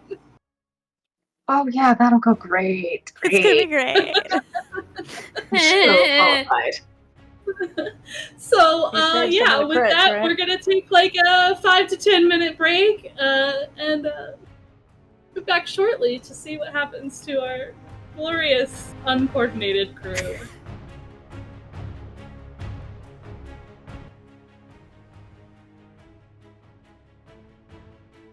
Awkward silence accomplished. My favorite way to start coming back from break or starting a stream. But yeah, we're just gonna hop right into it. Where we left off, we currently have a Siren holding on to the stressed out form of Kadeho, who has fallen down a mountain again. Varya standing on the top of the ridge with her just calmly walking up the cliff towards Varya, as they cannot see, as we've established, where Siren and Kadeho went.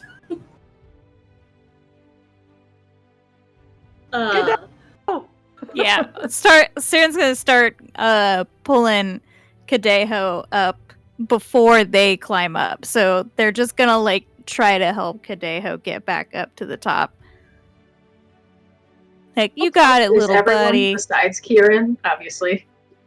Yeah,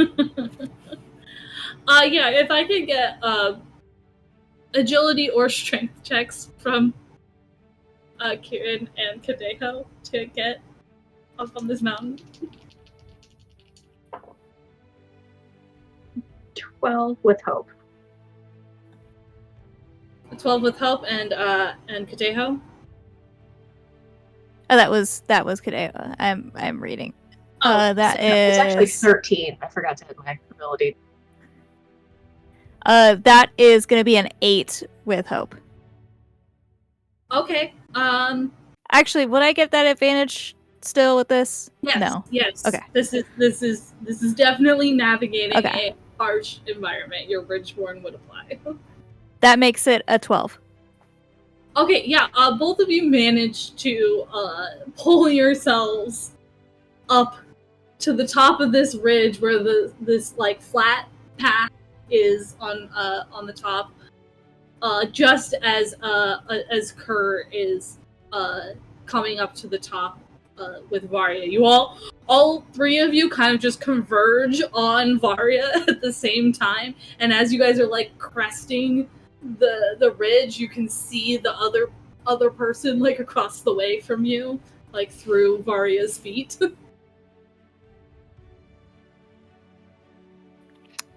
As Siren gets up the rest of the way, they're gonna be like, "Hey, good job, Kerr. Good job. Maybe we should get off this mountain." That's a good idea. I don't know how the rest mechanic works. I want to have Kadeho like sing a relaxing song to calm down from everything and try and regen everybody's hit points a little.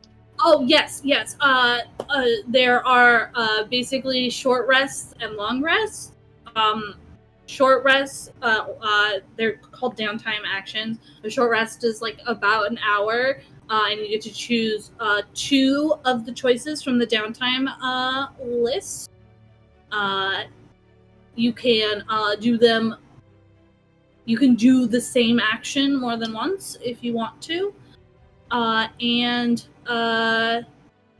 long rests are like 8 hours full sleep. But the actions that you can take are listed in downtime. If the group of you want to take a short rest, you can. You are currently all just kind of crowded on this ridge, on this precipice, at the top of these the current like set of mountains that you're on. Let's move off of the top of the mountain and then take a short rest. Agreed. It goes on forever. Well, I would need somebody to give me an instinct roll to see if they can see anywhere that would be like a flat plateau that you guys could hang out on for a short rest. I got it. That I rolled a is 20. well, fine. Was that with hope or fear? Roll, because I rolled with fear, so you roll too. Mine's not much better. So I'm gonna fear, and then what did you roll? Horrible face. I also rolled with fear because that's not a 9. It looked like a 9 from this angle. So that's 4, 5, 6, Upside 7, down. 8, 9, 10, 11, 12. So that's 12, but with fear. Yeah. Siren, you're looking out, and normally, like, You can say things like, make a note. How do you... I'm sorry. My phone started talking. It's God spoke to me. It's Siren, Siri. Yeah. Except that I have that turned off. I don't even use that function Ooh. on my phone. So I don't know. But yeah, Bring you're out the like fear. hanging out on this path, and you're like looking out, and normally mountains, precipices, like you're golden, you're fine. But you have just been bounced around like a ping pong ball, flying and reorienting yourself in the air. So as you're like staring out across the mountains, trying to look for somewhere that might be safe. There's nowhere. Nowhere's safe. We're on the top of the mountain, exposed. I'm gonna get flung off. God, where did that air elemental go? So you're gonna take a stress as you just like fully downward spiral in the aftermath of the combat with the air elemental. You watch Siren be like, I got it. I mean, look. And they just kind of like look and they like do the thing where they step, turn. Step, turn. Step, turn. And then they just stop and just irises and just disassociate completely. Is it like the normal goat irises where it's just Right? like... Are they oblong? Sure, why not? Mike, 20, can I come up on the side and just kind of like grab, I don't know how tall you are, but like grab 7 you feet. Yeah. Oh yeah. So I'm gonna hang on to your leg and I'm just gonna point you in the direction where I see a spot where we can go. It's just Yeah. You look in the direction that you want to go, which is like following this ridge line, and you see. I mean, it's a fair distance away, but you can see it. That there's like a path between where like two ridges come together that kind of scoops down to a little like flatter, like plateau esque area. At least enough room for you guys to sit like in a circle next to each other and not be on the very top of the mountain. Okay, yeah, then Siren's gonna start heading that way. It is like gonna like talk to Kadeho, like, come on, we'll get a short rest over there. Kadeho slinks next to Siren, keeping his body closer away from the ledge. So Siren is between Siren and the ledge. On both sides of you. There's a ledge like a foot away from you on either side. Just hold on to my belt, little guy. Currently, I'll walk on the other side too. Until you get to the point out where of dignity.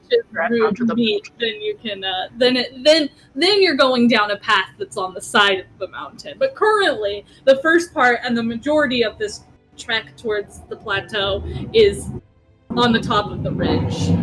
Ignore all of the traffic because people suck. But yeah, large bird. It's easy enough because this ridge path is, it's not wide enough for you to go 2x2, but it's wide enough that you don't have to like worry about like a tiny misstep like on the little like 6-inch rock face that you guys were on earlier.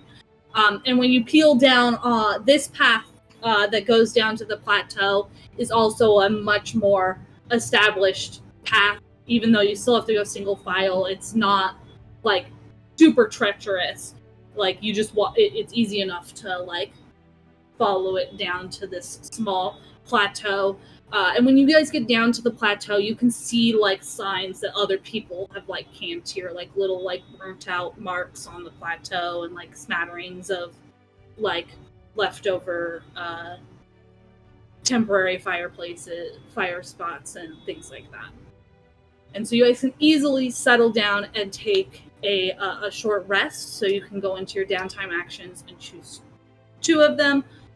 Everything except for the thing that is that clears stress, you can also do for someone else. You can heal someone else, you can repair someone else's armor, so on and so forth.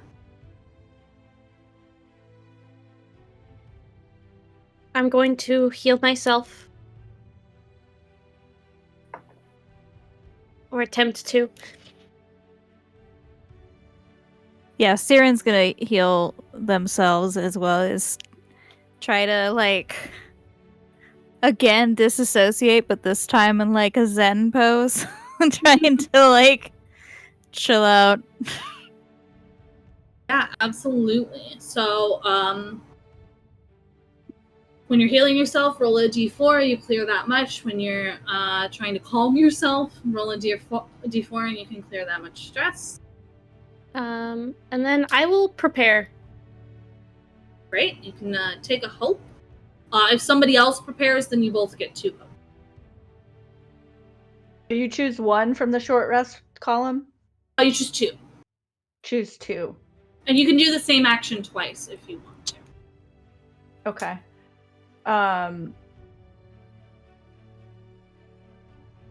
You said you were high up on stress, right? Me, I was. Okay. I took 2 away, but I still have 3 more. Okay, so I'll use one of them for that. So I'm gonna like sit on the ground and set like a little like a circle, kind of like a those little things that you put on the desk with the sand and you draw in them. Oh, that I can't yeah. think of the name of right now. Yeah. So I'm gonna do that on the ground, and then get the rock gardens out, stuff like that. And I've got like a little thing of incense that is also kind of going with it. And then if Kadeo is up for it, maybe a little bit of a humming to go along with it, like a chanting that would go along with it. Are you guys trying to do a sound bath? A bit. Okay. I was noodling with his guitar and humming to himself. He doesn't realize that Kerr is vibing, but Kerr could be vibing. Yeah. He rolled a 3 on his d4. Does that mean I clear 3 stress?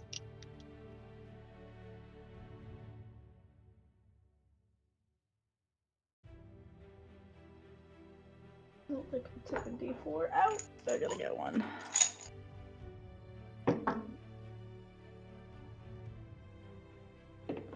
All right, everybody made their decisions, cleared their stress, regained their health. Is anybody else preparing, or is it just Varia?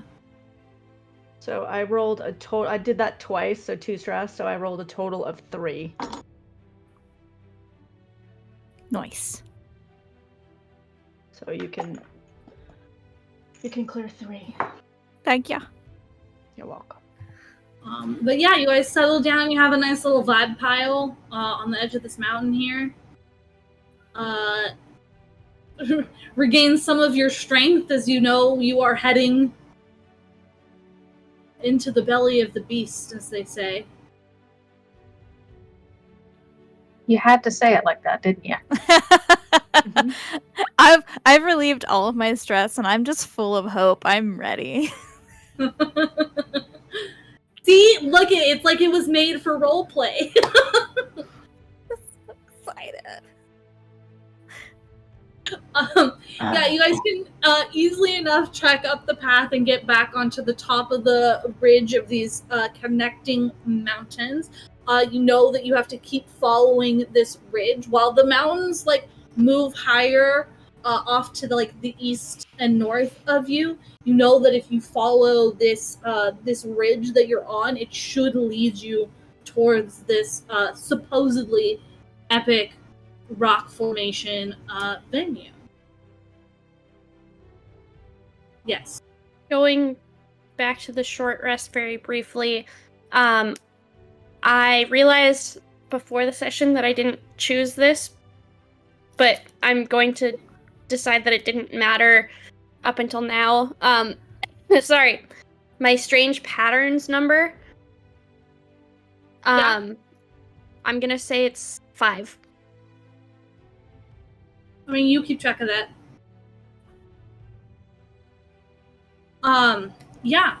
So you know that you'll have to continue along this ridge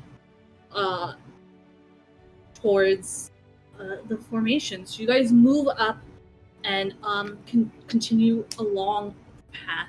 It's another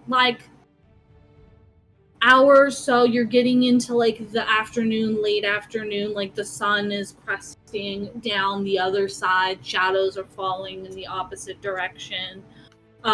When finally out on the edges of your vision, you can see this smooth, spherical ball of stone. Like, it's massive, like hundreds of feet tall, spherical, like, ball of stone.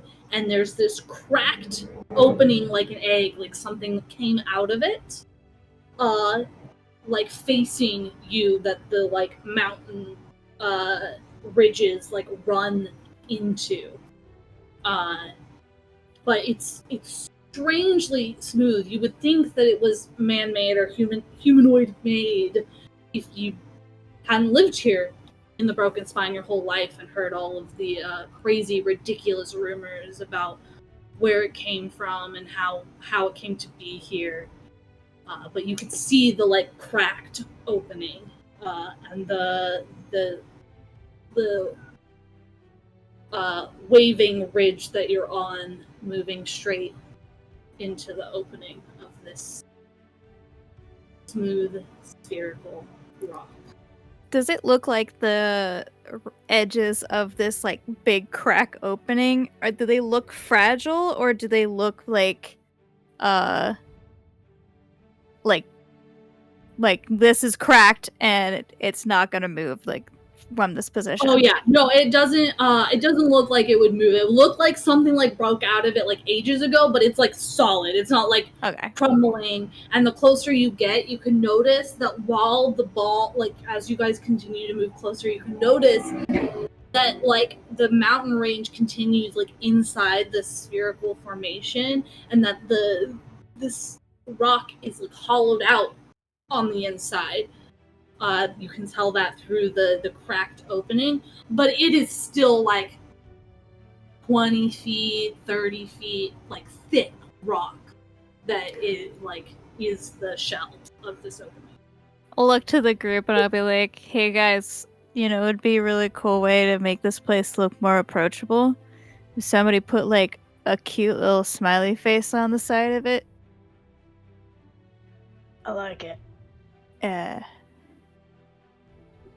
Rumor has it that there's definitely needs more lighting. It needs a lot more lighting. Yeah. But I hear that there's this glow. I hear that there's this really famous band named Fish that wants to play here. Fish? Is it Frogs. spelled with PH or an F? I don't know. I don't listen to them. It's fair. It's fair. Oh, it definitely is a PH. They do a lot of covers of other bands. I love it. Well, I could send. I've got this little eye orb thing. I could send it in there. Take a look. That's a good idea, actually. That is a good idea. I don't want any more surprises, that's for sure. Feel like we've had enough excitement for one day. We're gonna Well, go. Hold on. How far can you be separated from that? Very far. Cool. Which means that anywhere she can see. Cool. Currently. Do I have to be able to see? Well, by that, see is like within the scene. Like very far is anywhere outside of far that's within the scene. So like can I send it inside this whole crevice thing? Yeah, you can send it. Yeah, you can, because you can see the like hole. It's just saying that you couldn't like send it out and continue sending it out to like a mountain that you can't around the world from where you are. Yeah, you can't just send it out like very far, like within the scene. So wait, we're establishing this is canonically not a flat Earth. This is a round Earth. Okay. Oh, it's for sure a round Earth. We've already established that. It's come out actually in both the campaign and the other one shot. It is round. So you say. I made it. I made the choice. It's round. That's what God wants us to think. She did. Also, if the chat wants to know if Kadeo is solo artist or in a band. It's a very important question. Mostly he's a solo artist, but he will jam with other bands. Briefly though. But yeah, you can easily enough cast your Sorry, I am trying to. I have so many things. Floating eye. Yes, I you can spend the hope to create a. Yep. Yep. Mm-hmm. And you can go ahead and send it out out in front of you to do a little scouting. I have sent it out, and I'm sitting, in like a Zen pose. Yeah, you send it through this cracked opening, following along like the edge of the ridge, and you can see as when the ridge like crosses the threshold of this hollowed out rock formation, the ridge starts to like coast down, becoming wider, more like a path. Like the mountain is slowly smoothing out into a path that comes down into like an amphitheater-esque like bottom of this hollowed out orb. And as you like get into the edge and like peek around, give me an instinct roll to see what you see. See how much information. See what I see. See what you see with your eye. What does your floating eye look I spy like? with my little eye. I thought it was invisible. Does it look like something? It looks like. I guess in my head it was invisible, but I guess it's not. So I rolled a 14.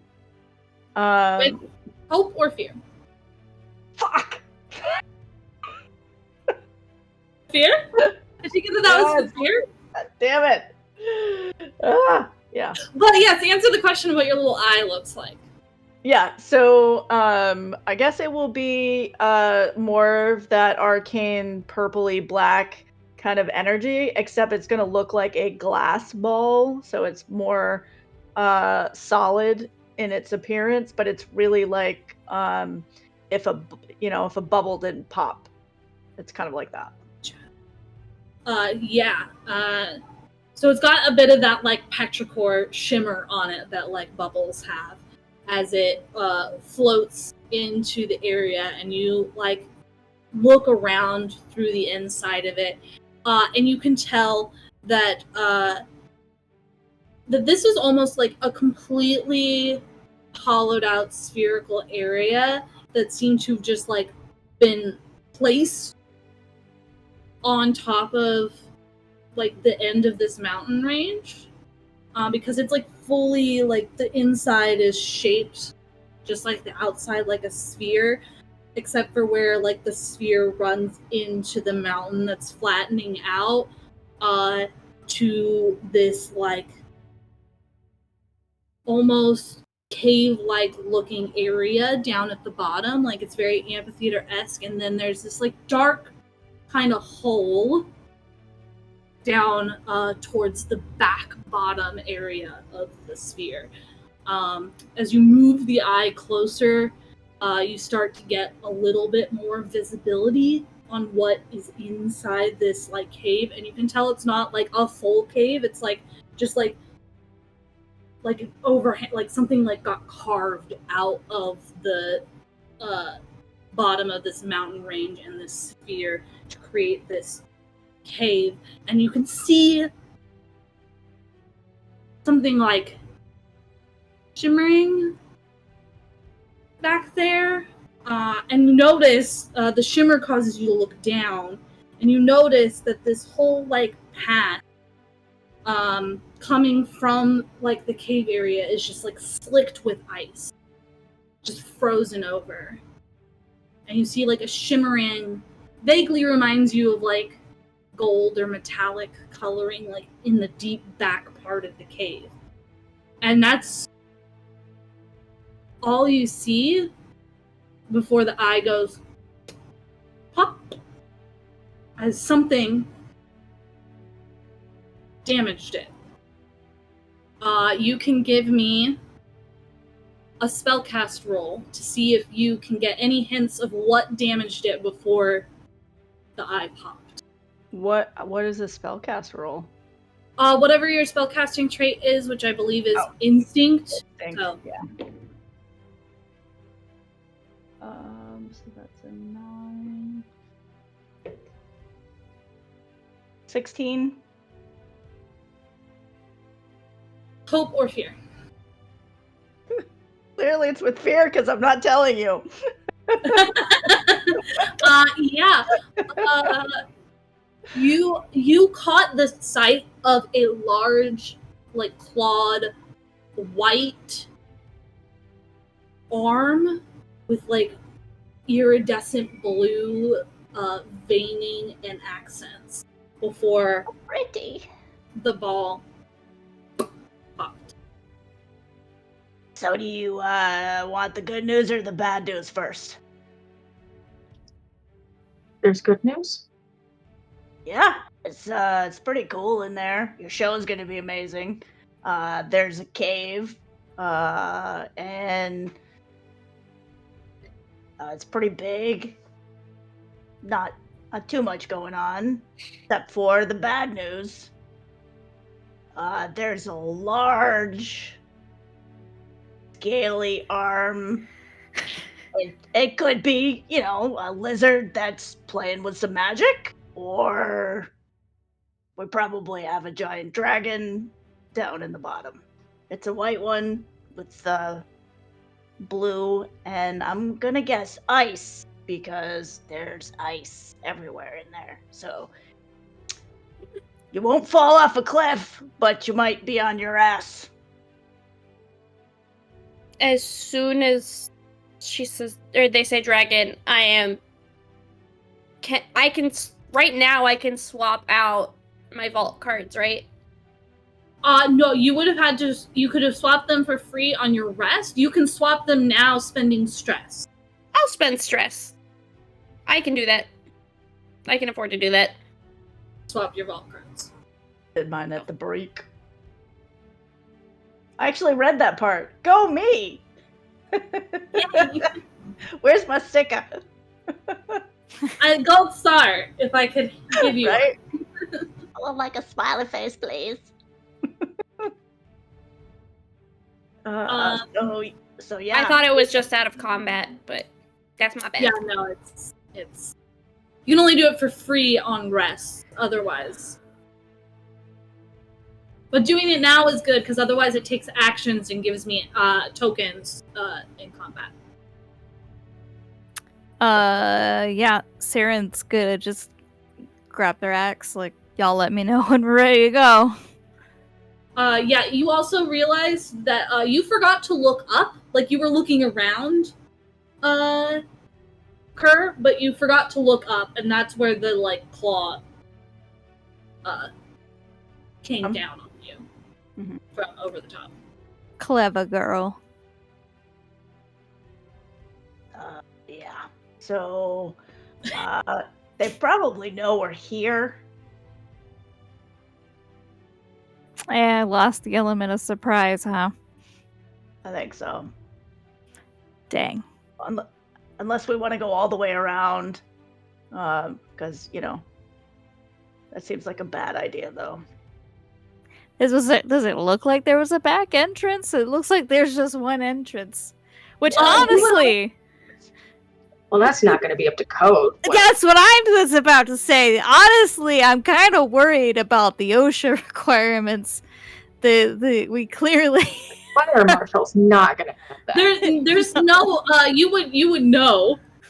OSHA, or its equivalent, has not yet been established in Broken. They got all sorts of issues. It may be building up to that, but it has not been established as of yet. But there is a fire marshal. Just one dude that's just really angry all the time. Well, usually the fire marshal is a low-level magic user that only knows how to put out fires. Perfect. But anyways, you guys can feel free to approach this giant cracked opening however you wish. You can do it quietly, or you can just run in guns blazing. You do, however, know it is likely, because of Kerr, that, they may be on the ceiling or flying. Can I try to make another giant white dragon at the edge of the cave? Using what? Minor illusion. Okay, So You- it's gonna. It can't be larger. It can't be larger than me. So I want to use like that fancy thing they do in film that I can't think of right now to get the depth perception so that it's my size, but it actually looks giant. yeah, also, just so you know, Mhm. very specifically, is that minor illusions no longer look convincing once they move into like Into close range. Yeah. Sure. Yeah, But you we can. won't be near close range, so that's. You can give me a spellcast roll to see if you can get this perspective correct. Anybody want to help? Anybody got anything fancy that'll make this thing like? Another spellcast user can assist by like essentially helping shape the magic. However, in this instance, a non-spellcast user, which would be Siren, cannot assist you with your magic. I can pretend to help. Can I help? Yeah, you have Totally magic. do that. I have Fireman Bill. I've prestidigitation, so Well, no, I mean you can like Yeah. spend a hope to help. I only have 2 hope. If you and I wish need to, it for- Deho, you can absolutely spend a hope Yeah, so then that don't. she has advantage. I have All right, spent a hope. Let's see what I got. Freaking fear again. 16. With fear? Yeah, because apparently all of my luck has run out. Yeah, so like kind of just in front of where you guys are currently, this form of a white dragon that is quite obvious to you guys the size of Kerr. 3 feet tall for those at home. Is formed right in front of you. And isn't like making any noise, but it's just kind of like moving around kind of curiously. And the 4 of you can notice like on the side of the crack, like outside like the top, like as if it's clawed in, and it's just, you see a head like peek out the top Fat. We get to talk. top of the crack, like looking out towards the illusion. Oh shit. And then you see its head minutely move from the illusion to all of you. Yeah, we wouldn't be standing right next to the illusion though. We would. No, I know. Okay. But you rolled with fear, so you drew it out. But its eyes track back to where you guys are, like, you know, a little ways behind on the path, and is currently staring at the 4 of you. It is very far from you. It's like a couple hundred feet away currently, like the opening is. Anybody but speak dragon? It is locked onto you. What does the ceiling look like? Like, what the? We know that it's a structurally sound amphitheater, but what's the ceiling look like? Well, you are not inside currently, and Kerr forgot to look up. So you're not sure.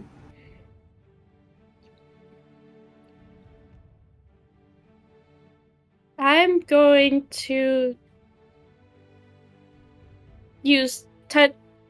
put my hand to my chest and use Teva's armor. Okay. So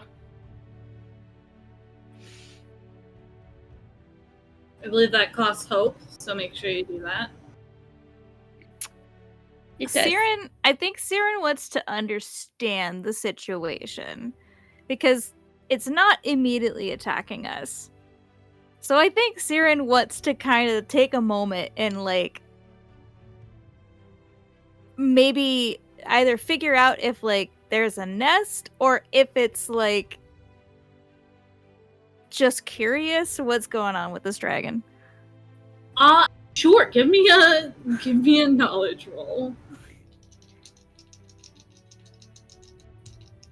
Well, would perceive be instinct?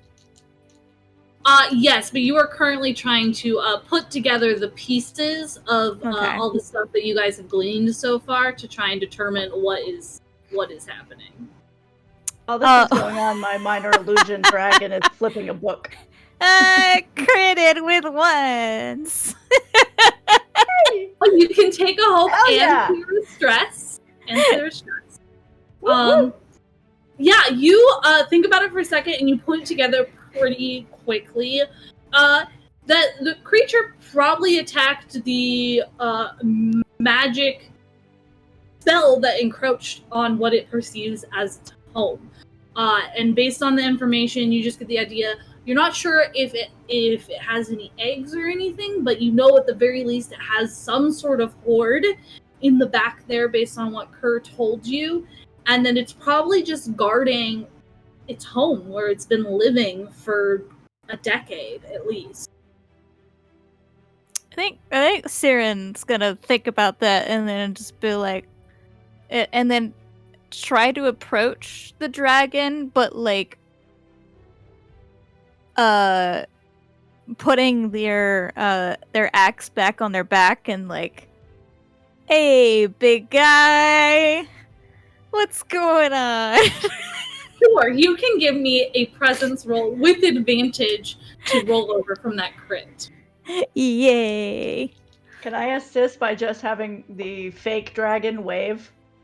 I mean, sure, you can spend a hope, and then you would get to roll 2d6 and take the higher.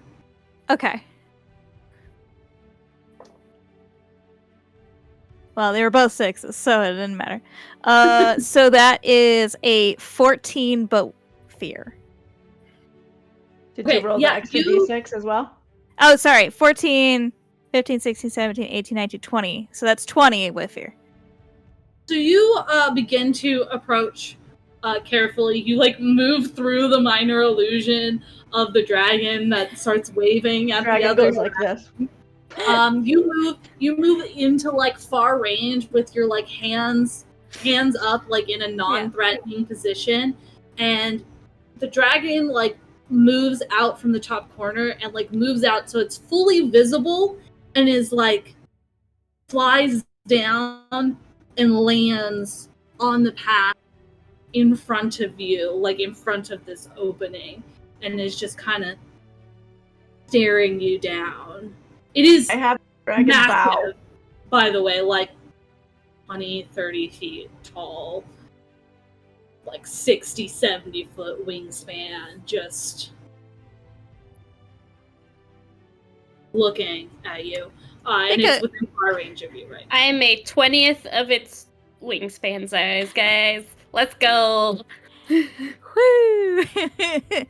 I think Siren,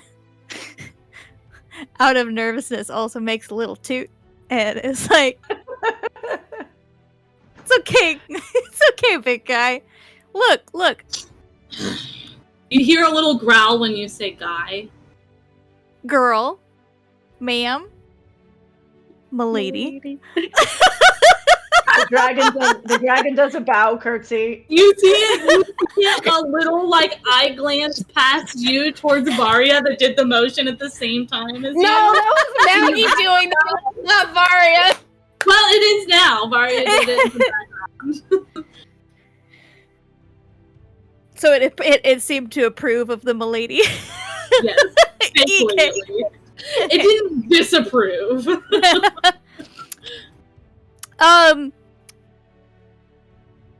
This is our fearless leader, Kadeho. Would love to have a word with you. It looks behind you at like the illusion dragon that is waving. I'm assuming Kadeho has better presence than Siren would. Well, you'd think that, but see how we roll.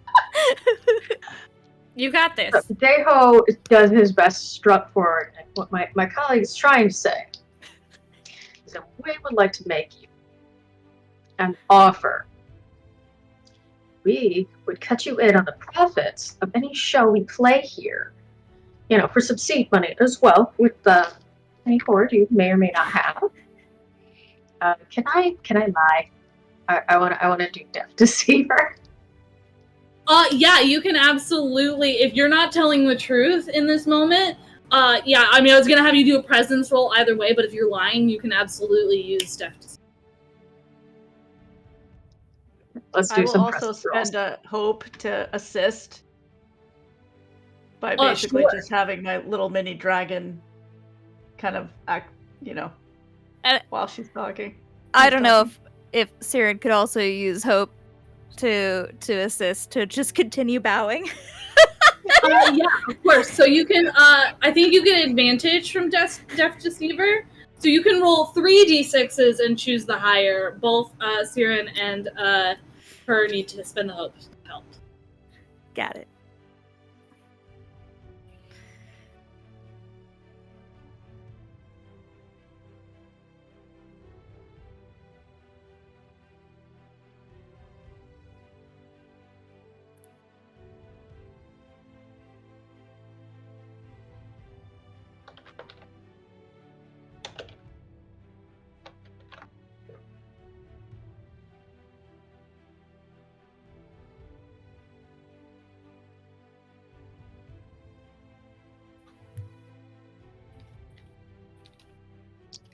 I think a 32 with fear if I'm adding this right.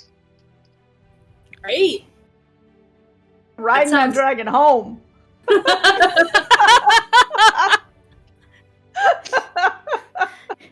You know yeah, nothing, Jon Snow. You say That's that, our new and promo material. the dragon like steps closer to you and Siren, and looks down and says, "Kind of payment." No.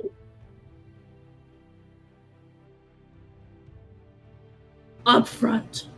Now.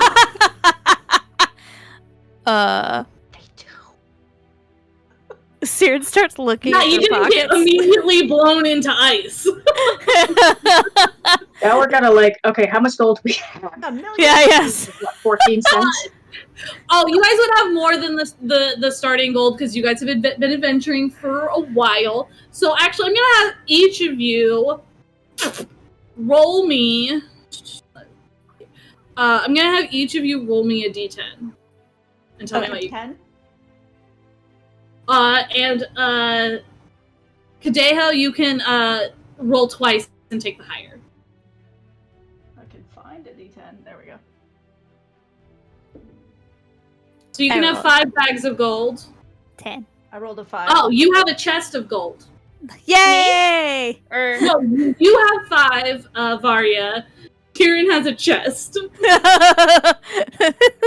I rolled like, a 5. And you also have 5 bags of gold. yeah. What did you roll? We are summoning a D10. Fair. Asio d10. I think it's Siren just hasn't spent any of the gold that he's gotten, so it's just. Or No, they- stealing from the rest of us. Either Probably that more or likely. yeah, and well, a chest is the most amount of gold that you can carry on your person. You can have more gold, but a chest is the most that you can carry on your person. yeah, Siren just has the same starting outfit. Hasn't changed anything. You've not upgraded your weapon. All of the nothing. 3. That was the higher. You rolled twice. You get the higher. Yeah, then you have 3 bags of gold. So between you, you have 13 bags of gold and a chest of gold, which is 10 bags of gold. All right. Dano has spent a lot of his. These I outfits don't come cheap, man. Those make outfits up money. for stage are, that's a lot.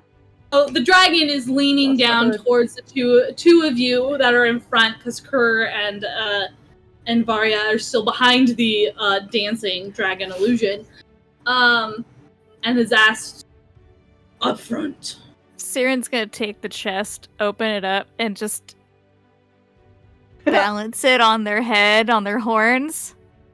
A claw, like the dragon steps closer, the ground shaking underneath you as it comes closer, and it just takes a single claw and grabs the chest and has the chest like fully in its hand, and then backs up a couple steps, like just like a three-legged backup as it's holding the chest up to its chest up to its chest, and says, "Every month."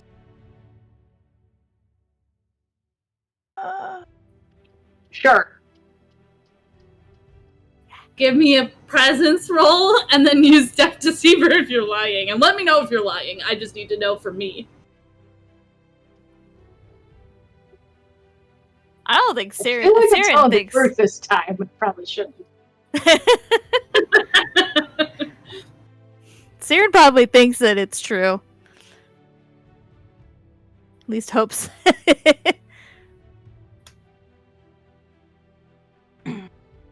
Do you have a name we can 19 with refer to you as fear. when- 19th fear. The creature comes down, leans its massive head, and just kind of sniffs at you, and says, "Contract in writing." Hmm. Somebody get me some paper. Do you have any paper? May I? Yes. Can we have your name, please?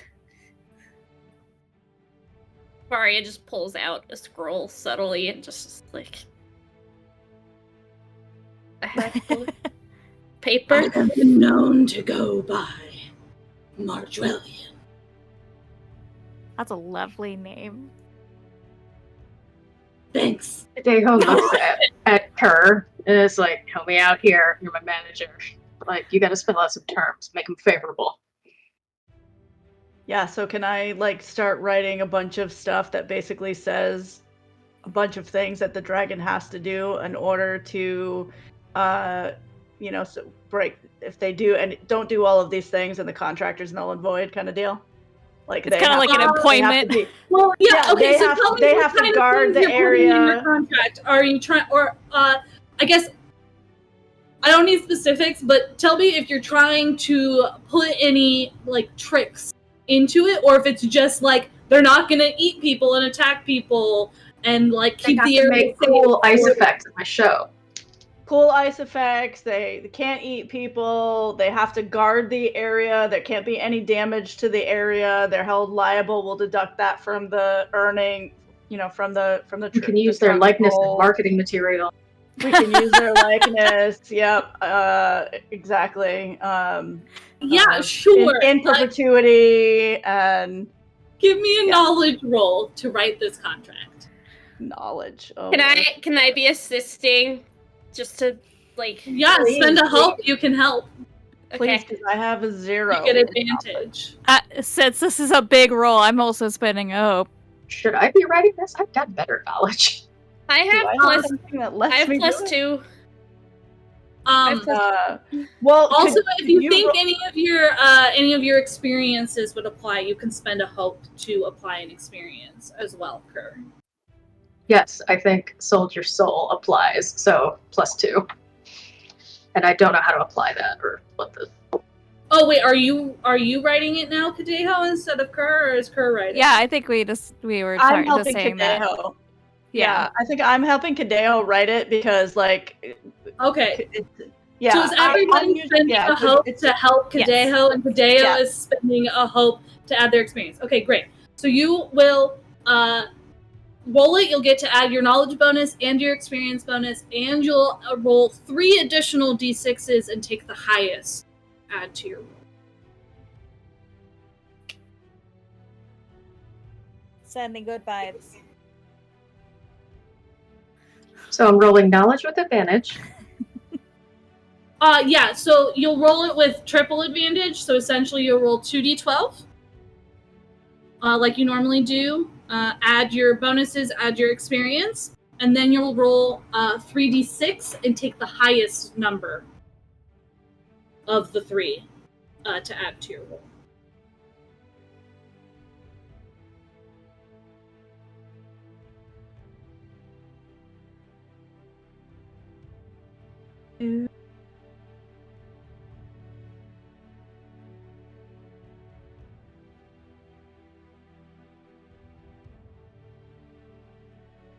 So, the higher of the two, what?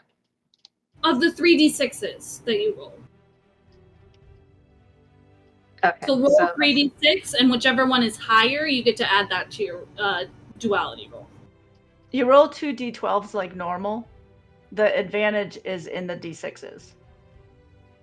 Not a d12, extra d12s or anything.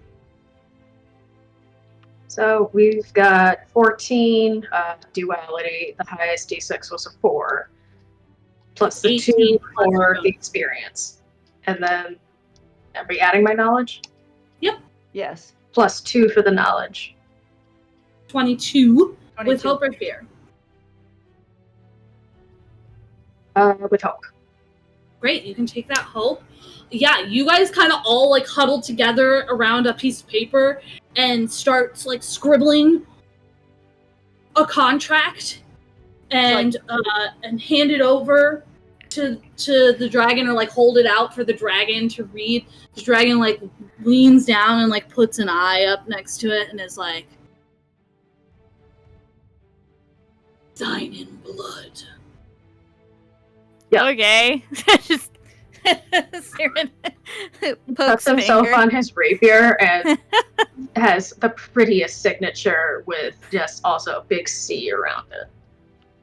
And you notice the dragon just takes like a claw and slices their other hand, just puts it on the page. And after all of you, because she will look at all of you to make sure you all put blood on the page, all 4 of you. The contract like flashes with a cold blue light and rolls up before like disappearing into what would look like a pocket dimension. Deal is sealed. Now, as there's no concert happening, get out. I kill you. Okay. Null and void the contract. It was I nice consider that protecting the venue. Damn. Okay. Fair. Fair. Viejo just Fair. follows after Saren and like struts. Like, good about it. He Yeah. reaches his relaxed back. And Siren's gonna look over at Kerr and be like, I can't wait to see my little ribbit on ice. She could so help with that. Yeah, that was part of the contract, is that she has to provide the ice for those shows. Yeah. Yeah. Yeah, there's ice I shows once a month. Varia just starts applauding her, and she said, "Thank you," and then follows the group.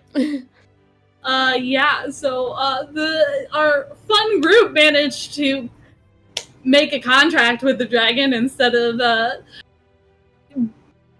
getting rid of it. We'll see if That's how that would have people played that out. hired them believe that fills the terms of their agreement or not. But you guys survived, at least for now. Who knows what happens on their treacherous trek back down the mountain, back to Nashville. We should have put transportation in the contract. Oh, we You're did. right. We put, and we also put little flying things. What do they call it when you like pony rides, but with the dragon? we It's like a tried- donkey ride to the bottom of the mountain. I don't think she would have signed. Transportation. That's a treacherous roll. I guess we will have to discuss further as a group on what actually was put in the contract and see if that comes up in any further Broken Spine adventures. But in the meantime, join me in giving a wonderful round of applause to our wonderful group of players playing this fantastic one-shot within the system of Daggerheart. And yeah, we'll just do some final little outros saying who we are and who we played, and plug any plugs that we want to plug, because plug. And yeah, let's start with Wheezy. I've been Wheezy, and I was playing Kadeho, I can be found at Wanderer's Haven, and that's pretty much it. And now I'm going to kick it to Panda. I'm Panda, and you can find me coming up soon on Tabletop Tail Spinners, and soon will be also on Game Master Monday. I have a project that I'm working on with them, and then my own channel, which is Dice Association. So hopefully starting that up again not next August, but the month after. I believe it's already that far away. I know, right? And I'll pass it to Maggie. Hello, I'm Maggie. So I make music, but I also do film stuff. So yeah, you can follow me at Louise Music Official on Instagram, or at Maggie_the_author on Instagram if you want. Great, and I think that Shannon? That's me, yeah. So I'm Shannon. I'm Imaginif almost everywhere. I'm Imaginif Media on Twitch, and we support those who create, play, and heal. We do a creator spotlight on Tuesdays. We're starting that back up. We took a couple months off, but we're starting that back up on I just had the date in front of me and I lost it. August 6th. And we interview different creators and say what they got going on so people can find out more about them and everything. So we got that. And I'm an artist as well, so you can follow all that kind of stuff on there as well. And this was a blast. I appreciate you having me. Yeah, and I guess that leaves me. I'm Carly Steigen, also known as Armadillo Dice. I make those shiny, clicky math rocks. I play games. I run games. You can find me here on Wanderer's Haven, running Daggerheart. I'm also playing in a Hunter the Reckoning game that I believe we're playing tomorrow. And you can also find me over on Hit Points Not Required, occasionally playing games for once. And yeah, I had a blast. It was wonderful playing at a table, of all not men. Yay. Which I believe is actually a first for Wanderer's Haven, so we're breaking ground. I love it. Yes, and I would love to play with all of you again. I hope you guys enjoyed Daggerheart. I know it's a new system. It's always got a little bit of kinks, but yeah, and also thanks for Wanderer's Haven for letting us play and having this goofy little one-shot in the continuing built world of Broken Spine. And thank you, Carly, for being an amazing GM and Yes, thank you. building this Thanks world. for being so patient. Thank Once you. once we got on the page of the mountain. I'm sure What that was is- all me. It was all What me. is mountain? So many mountains! I don't So know. many mountains. Climb every mountain. Why can't nature just be a little more, like standardized? We should really standardize It'd be nature. awful. I don't know what you're talking about, but that would be awful. It'd be terrible. A great place to leave off and say goodnight for the night. And I hope you guys all have a wonderful weekend, week, summer, all of it.